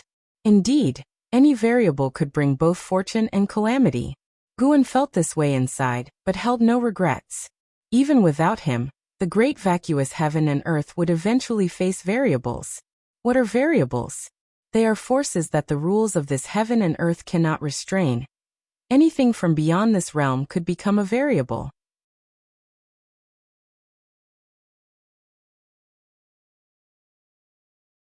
Guan's lips curved upward, his right hand touching the passing flowers and grass, and after being brushed by his fingers, those flowers and plants all burst with vitality, slightly quivering as if about to become sentient.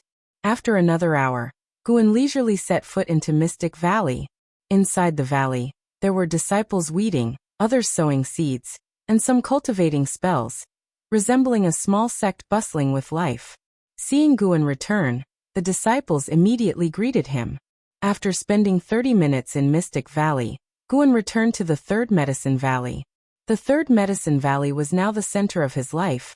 The place that Mystic Valley occupied in his heart was no longer so important. As he arrived at the Third Medicine Valley, a figure appeared out of nowhere in front of Guan. It was Ji Xiaoyu. Ji Xiaoyu was about to speak when her gaze suddenly fixed. She stared at Guan, her brows furrowing. Guan was dressed the same as the day before, but there was a significant change in his demeanor that even made Ji Xiaoyu pause. "Shall we go to play chess, to your abode?" Or to the dojo? Guan asked with a smile. The so-called dojo was the area for playing chess, where dozens of chess tables were set up. Every day, people would come to play. Ji Xiaoyu gathered her thoughts and said, "Let's go to the dojo. I've also been wanting to really feel life lately." Guan heard the implication in her words, but did not say much more, and immediately led her to the dojo. Last night, Ji Xiaoyu couldn't help but ask as she turned to look at Guan, full of confusion. Guan, looking forward, laughed and said, "I went to practice last night and had a bit of an epiphany." "It seems you've had quite the realization." "That's right, you should see who I am," Guan said proudly, and Ji Xiaoyu felt like punching his smug smile. But as he laughed in such a way, she felt their relationship return to normal. With the distance she felt a moment ago completely vanished. Ji Xiaoyu studied Guan and said, "You wouldn't be hiding your cultivation level, would you?" Although Guan's cultivation level had not increased, she thought carefully and realized that his aura was constantly changing. And this was definitely not an illusion. "You guessed it right. In fact, I'm very strong now. Even if your true form awakens, you might not be my match. Master Pewdie actually wrote about me." Guan glanced at her seriously. Ji Xiaoyu rolled her eyes at him. All of the dojo's chess tables were occupied, but when Guan arrived, 2 disciples voluntarily gave up their seats, and the cultivators playing chess had their eyes drawn to Guan. As Guan and Ji Xiaoyu sat down, a good number of people gathered around. The 9-fingered Divine Lord also arrived, looking at Guan with a strange expression. He likewise felt that Guan's demeanor had changed dramatically. What was the story with this boy? Could he be related to Sword Venerable Fu Dao? The 9-fingered Divine Lord had always been baffled by how Guan managed to win against him, and suddenly had a bold thought. Could it be that Sword Venerable Fu Dao was advising Guan on his chess play? Maybe. Yes. That must be it. The 9-fingered Divine Lord's gaze toward Guan was filled with anger. The boy had no sense of martial morality. Guan let Ji Xiaoyu make the first move, and she did not hold back. After 7 moves, Guan sensed that Ji Xiaoyu was mobilizing the power of the primordial Taoist talisman. She indeed came prepared. The 9-fingered Divine Lord, shocked, looked towards Ji Xiaoyu and marveled inwardly. What kind of power was this?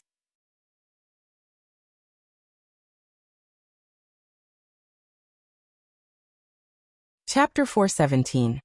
Why don't you just say you are the divine thought true immortal? The primordial Taoist talisman continuously unleashed the power belonging to the reincarnation path emperor, causing Ji Xiaoyu's divine sense to rapidly strengthen. Whether it was Ji Xiaoyu or the 9-fingered Divine Lord, both understood that the competition in Go was about the power of calculation. Precisely because of this, they felt unwilling to accept that Guan, with his lower cultivation level, could continually win against them. The 9-fingered Divine Lord, sensing Ji Xiaoyu's aura quickly strengthening, secretly felt shocked. More and more great cultivators were attracted to the scene, and even Shinxinzi and Longqing came over. Guan and Ji Xiaoyu played speedily, full of murderous intent, causing the surrounding people to hardly dare breathe. A figure appeared out of thin air beside Ji Xiaoyu. It was the Sun and Moon Netherworld Emperor, who looked at the Go board frowning, wanting to speak but stopping himself. An Xian and Yu Yingying also walked over, watching the Go match from within the crowd. Even those with lower cultivation levels could feel Ji Xiaoyu's increasingly strong momentum. Yu Yingying looked at Ji Xiaoyu, secretly surprised. Her curiosity about Ji Xiaoyu's background deepened. She had only heard that Ji Xiaoyu came from the Ji family. Ji Xiaoyu was definitely the most mysterious existence in the Third Medicine Valley. She was always in seclusion and only had a good relationship with Guan. An Xian was equally curious about Ji Xiaoyu's strength. Knowing Ji Xiaoyu was powerful, and Guan had said she had talent not inferior to An Hao, how could she not be curious? As Ji Xiaoyu's momentum continued to soar, thunderclouds surged over from the horizon, violently churning, darkening the sky rapidly, with the sound of thunder echoing. Disciples in the valley looked up one after another, abuzz with alarm, and even disciples from other cities of the Supreme Sect and Medicine Valley were drawn by the anomaly. What's going on? Is someone undergoing tribulation crossing? It seems the commotion comes from the dojo. Feel it carefully. There is a momentum that is quickly strengthening. Indeed, many people are running there. Shall we go have a look too? What's there to be afraid of? In the Supreme Sect, we wouldn't even fear if the sky fell. The Valley disciples discussed among themselves, many rushing toward the dojo, wanting to see exactly what was happening. Holding a white stone, Guan looked at Ji Xiaoyu and asked, "Is it necessary to go to this extent?" Once the power of the primordial Taoist talismans was used too much, it would trigger expulsion by the reincarnation rules. Guan could see Ji Xiaoyu's lifespan was decreasing.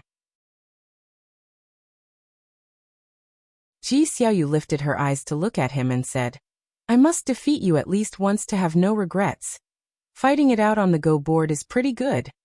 Guan stared at her and laughed. "Even so, I will not admit defeat. In my life, I've never truly lost, and if I ever lost, it could only be to myself." Unable to restrain himself, the nine-fingered Divine Lord spoke. "You really like to put on an act. Anyone who doesn't know might think your sword venerable Fu Dao." Guan glanced at him and said, "How can a defeated dog bark so boldly? I'll crush you shortly." The nine-fingered Divine Lord's face turned red with anger, yet he didn't know how to retort. The other spectators found it amusing, but didn't dare to offend the nine-fingered Divine Lord. The Sun and Moon Netherworld Emperor, looking at Guan's play, had an increasingly odd expression. He didn't stop Ji Xiaoyu's thinking. For him, he served the Reincarnation Path Emperor, not Ji Xiaoyu. He couldn't wait for Ji Xiaoyu to recover into the Reincarnation Path Emperor. The two continued playing Go.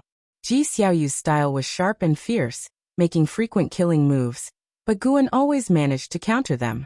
The onlooking crowd secretly marveled. They too enjoyed Go and had their own studies, able to recognize the high level of Ji Xiaoyu's play, and each move's attack and strategy surprised them. Yet despite that, Guan always managed to resolve Ji Xiaoyu's every aggressive move. His play was not as overpowering as Ji Xiaoyu's, but it gave off an undefeatable momentum. Boom! A clap of thunder resounded beneath the storm clouds, startling many. Looking at the Go board, Ji Xiaoyu's face was cold, her eyes filled with a compelling force, and the momentum of her moves continued to strengthen. In contrast, Guan looked composed, his speed of play neither hurried nor slow. Time quickly passed. As time went on, Ji Xiaoyu's moves became slower and slower. With the strengthening power of the primordial Taoist talisman, her calculation speed increased. However, no matter how much she sped up, she couldn't turn the tide of attack, and the pressure mounted with each move made. Even giving her the feeling that she could not defeat Guan, Ji Xiaoyu lifted her eyes to Guan and saw the smile on his face. Out of place compared to the furrowed brows and intense tension of the onlookers, the player seemed as calm as the gentle wind in clouds. The more confident he was, the less sure Ji Xiaoyu felt inside. Could it really be that she would be forced to reveal her true self? Ji Xiaoyu frowned, a shade of hesitation flickering in her eyes. Suddenly Guan made his move, his voice clear. "Let's stop here, you've lost." Ji Xiaoyu's frown deepened, and as she was about to speak, Guan raised his hand and drew the Go containers toward him. Before Ji Xiaoyu could react, Guan waved his right hand, and the Go stones from both containers sprang out, black and white stones successively landing on the board.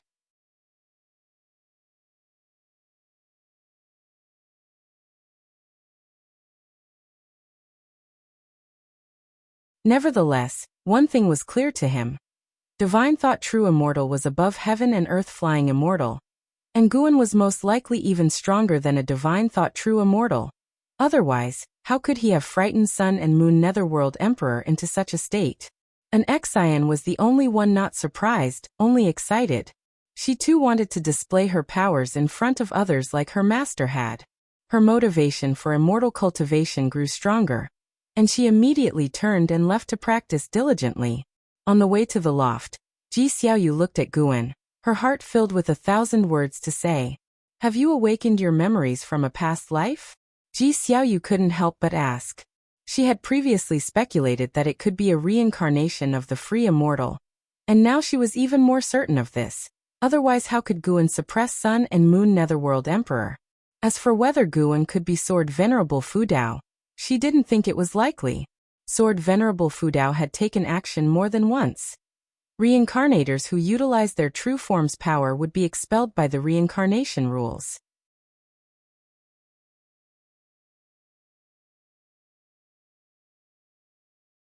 Chapter 418. Invincible across the Supreme Sect, awoken past life memories? I suppose that's one way to put it. Guan turned to Ji Xiaoyu with a smile and answered, having indeed recalled many memories from his past life. Ji Xiaoyu, upon hearing this, had a complex look in her eyes. She could sense that Guan had chosen to end the chess game early, because he feared she was expending too much vitality. As a result, Guan had also been forced to reveal his cultivation level. Her mood was a mix of various emotions: surprise, astonishment, reluctance, concern, regret, and more swirled within her. Guan saw through her thoughts, raised his shoulders with a smile, and said, "Don't be dissatisfied. We can play chess again in the future, and you'll have more opportunities." "I fear I may not have much time left," Ji Xiaoyu murmured in a low voice. Guan turned his head to look at her and asked, "So, what do you want to do with the remaining time?" Ji Xiaoyu was the Reincarnation Path Emperor, and the Reincarnation Path Emperor was Ji Xiaoyu. It was only the differing memories that caused her fleeting emotional turmoil. Guan could transfer the memories of this life of Ji Xiaoyu to another person, but that wouldn't separate Ji Xiaoyu from the Reincarnation Path Emperor, because there is only one soul.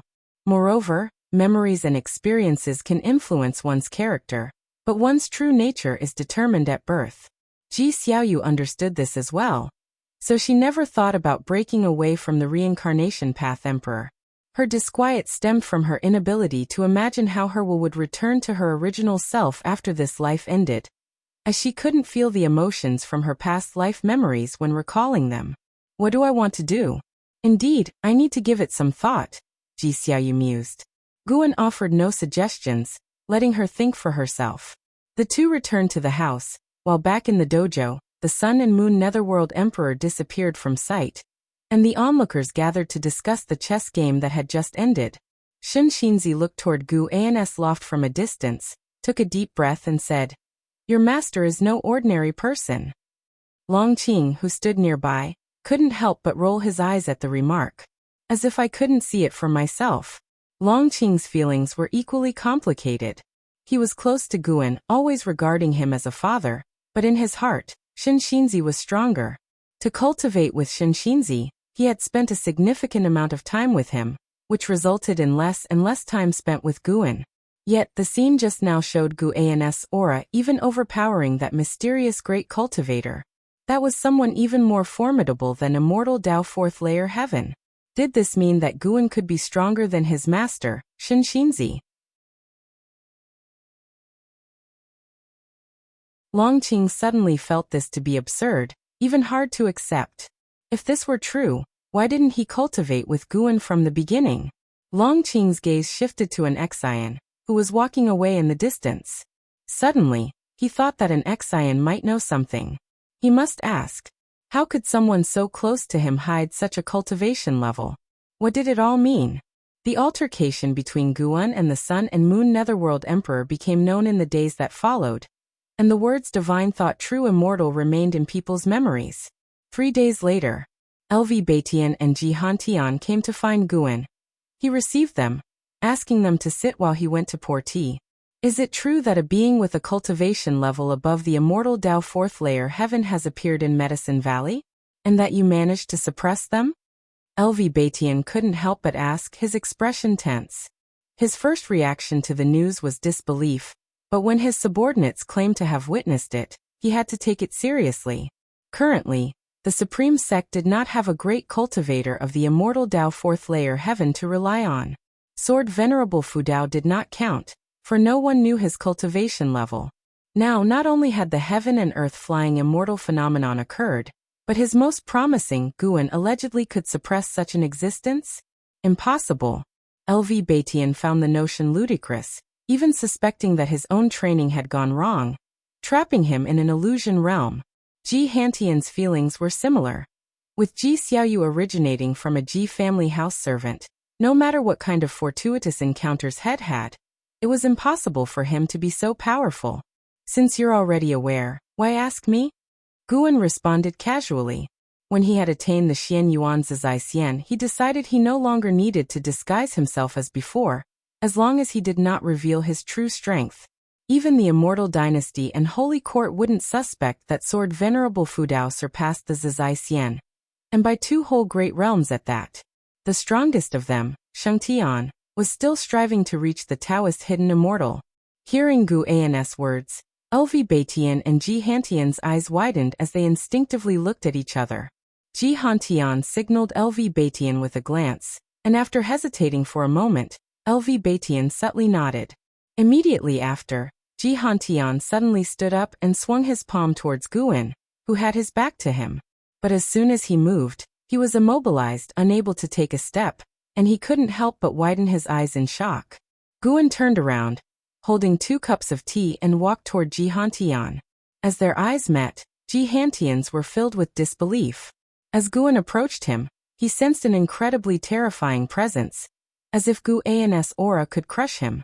If there's a next time, you'll die even if I don't lift a finger, Guan stated flatly, looking at Ji Hantian without emotion. Ji Hantian was drenched in cold sweat. LV Baitian hurriedly stood and said, he only wanted to test you. He had no intention of harming you. He too was terrified, looking at Guan with fear in his eyes. With such momentum, it was absolutely an immortal Tao existence. Without any exaggeration, LV Baitian had never in his life felt such a powerful aura. As for the terrifying beings like Sword Venerable Fudao and Immortal Lord Qiushi, their presence was directed towards heaven and earth, far from LV Baitian. This time, it was a face-to-face feeling. Guan retracted his aura and placed 2 cups of tea on the table. He sat down casually, then leaned back in the chair, looking at LV Baitian and the other person, asking, now that it's confirmed, what are you going to do next? His tone was casual and he didn't emit an overwhelming aura, but it paradoxically brought an almost suffocating pressure to LV Baitian and his companion. They had never imagined this young man could possess such spirit. At the same time, they pondered over Gu An's words, unable to determine his attitude. Was Guan hiding his strength, or did he not mind revealing it? Should they help Guan with the aftermath? Guan was not in a hurry, waiting for them to think. Seeing Guan not rushing them, the pressure on the 2 men increased, and they even began to sweat profusely on their foreheads. LV Baitian looked up at Guan somewhat dazed. The Guan that he had tried to take care of and favored over the years turned out to be so powerful. He suddenly thought of something. Could it be that Guan was very strong from the beginning? The more he thought about it, the more likely it seemed. Since he had met Guan, he had never seen him panic. The young man seemed to fear nothing, no matter how tough or treacherous the path. A pursuit of a simple life could be because he was strong enough to have seen the splendor of the world. Could he be Sword Venerable Fudao? Once this thought occurred to him, LV Baitian startled himself. He looked at Guan, meeting Gu An's seemingly smiling gaze. LV Baitian broke into a cold sweat as he thought about his actions over the years, and the suggestions Guan had made. Many things finally clicked together. No wonder he said that he would never reach the unification realm in this lifetime. It turned out that he simply held the unification realm in contempt. Ji Hantian didn't think that much. He was just puzzled as to why Guan was so strong. After all, Guan was a house servant of the Ji family. Ji Hantian had investigated Guan early on, and was certain of Gu An's true identity. Could it be that the current Guan was not the same person he knew and had been replaced by a great cultivator? That was the only possibility. How could a junior of over 700 years old be so powerful? Even and how had not necessarily stepped into the Nirvana realm to this day.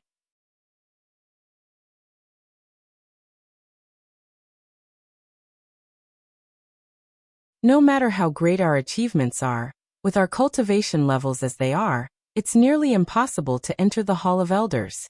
Upon hearing this, Zhen Qin turned to look at Guan, thinking he would either be modest or deny it. Instead, Guan answered, "Perhaps someone wants to curry favor with me." At that, Zhen Qin's eyes widened, and she asked in astonishment, "Who could use 2 seats in the Hall of Elders to curry favor with you?" Guan proudly said, "I'll be honest with you, I'm very strong now." Without any exaggeration, I could defeat anyone in the Supreme Sect. From now on, you can walk sideways if you like.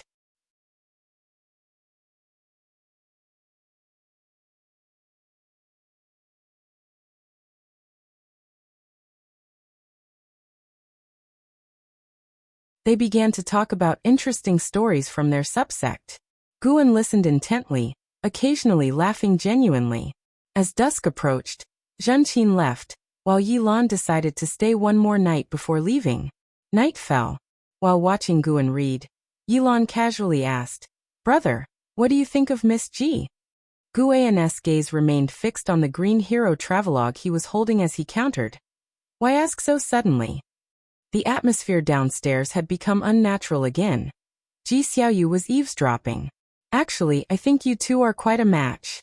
With her talent, instead of enjoying fame and fortune, she stays in Medicine Valley, which is clearly for you." Yilan spoke softly, her eyes fixed on Guan, seemingly observing any change in his expression. Guan replied, "I know." Upon hearing his answer, Yilan's gaze flickered. Guan looked up at her and said, "Her reasons for staying include me, but there are other reasons as well. In life, especially for a cultivator, there are more important things to pursue, right?" Yilan smiled at his words, saying, "Yeah, in my 40s all I was concerned about was you enchained by emotions. Now I have more to pursue. Rather than some nominal reputation, what matters more to me is that we are both alive and can keep each other company." She paused, then added, "Actually, I brought her up because I hope you, brother, would seriously consider her feelings. I can't accompany you forever. It's best if you don't cling to the past and keep forming new relationships, whatever those may be. At the very least, this will make you less lonely in the future." Having caught the eye of Sword Venerable Fudao and possessing the primordial reincarnation skill, Yilan believed Guan would live a very long time, and she was destined to be just a passerby in his life. Rather than claiming possession, she hoped he would live freely in the future. In her view, her brother deserved all the world's beauty. Guan looked at her without offering comfort, instead smiling and asking, "What's wrong with being alone? The terrible thing is being perpetually alone. Don't worry, I have many friends, and have you ever seen me feeling down? As for Ji Xiaoyu, she too can't accompany me for long. Don't think about how long you can be with me, but what I can do with you and for how long." Yilan instinctively wanted to ask what was wrong with Ji Xiaoyu, but she refrained, realizing that if even Guan couldn't solve the problem with Ji Xiaoyu, what could she do? There was no need to spoil her brother's mood. "That's true, I'm just a mortal whose life is blessed by association with you, brother." Yilan covered her mouth and laughed. Her comment seemed jesting, but it was earnest. Without Guan, she would not have her current status and power, and might well have died hundreds of years earlier. Every additional day she lived, she owed a bit more to Guan. At least, that's how she saw it.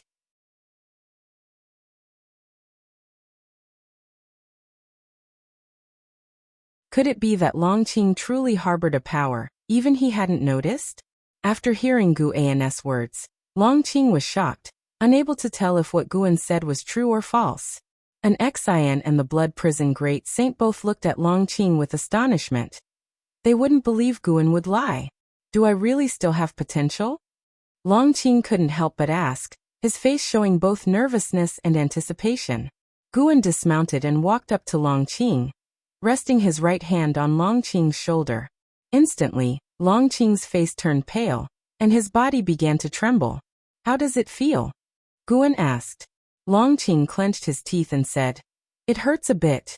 It was more than a bit. He felt like his body was about to fall apart, but he couldn't show weakness in front of his master. He was puzzled in his heart, and didn't know what his master was doing. Testing him? A smile appeared on Guan's face. As soon as he smiled, Longqing's complexion turned deathly pale, and his body trembled even more violently, even his lips quivering. Large beads of cold sweat broke out on his forehead. At that moment, he felt his body no longer belonged to him. He even felt his body had decayed, as he lost sensation, and his mind went blank, devoid of all thoughts. An Xian saw something was amiss with him and took 2 steps forward, but she still restrained her concern. How could the master possibly harm Longqing? Guan withdrew his hand, and Longqing immediately collapsed to the ground like a lump of mud. He instinctively looked up at Guan, his eyes filled with fear. Passing disciples gave them curious or puzzled looks, thinking that Guan was disciplining Longqing. Unaware of what offense Longqing had committed, Guan looked down at Longqing and asked, "What did you just feel?" Longqing took deep breaths, struggling to raise his head, and said with an afraid look, "I felt like I was about to die." "But you didn't die." Guan stared at him with an indifferent gaze that made him feel afraid, causing him to subconsciously lower his head. Just now, if it were a Mahayana cultivator, they'd have been reduced to ash. Guan left these words behind, and then walked past Longqing. Longqing widened his eyes and twisted his head to look at Guan's retreating figure, his expression one of disbelief. An Xian and the Blood Prison Great Saint were also stunned. For an Xian, the Mahayana realm was still a far-off dream, while the Blood Prison Great Saint was itself a Mahayana cultivator. Was this youngster Longqing already more formidable than a Mahayana cultivator? They both felt it was absurd in their hearts. Shen Xinzi appeared out of thin air in front of Longqing, crouching down to check his body, his face quickly revealing a look of shock. "Impossible," Shen Xinzi murmured to himself, sensing his worldview collapsing. Longqing didn't know what his master was thinking. His mind was echoing Guan's words. If it had been a Mahayana cultivator, they would have been reduced to ash. He recalled the terrifying sensation from before, and suddenly felt it may not have been so scary after all. Meanwhile, Guan's image in his heart soared immensely. You're tuning in to the Limei's Wuxia Whispers YouTube channel. We're so grateful for your support, and don't forget to subscribe to join us on this incredible journey through captivating stories. Your generosity through donations truly makes a world of difference, as it's the primary source of revenue that allows me to expand and enhance this channel for you. Thank you from the bottom of my heart for being a part of this adventure.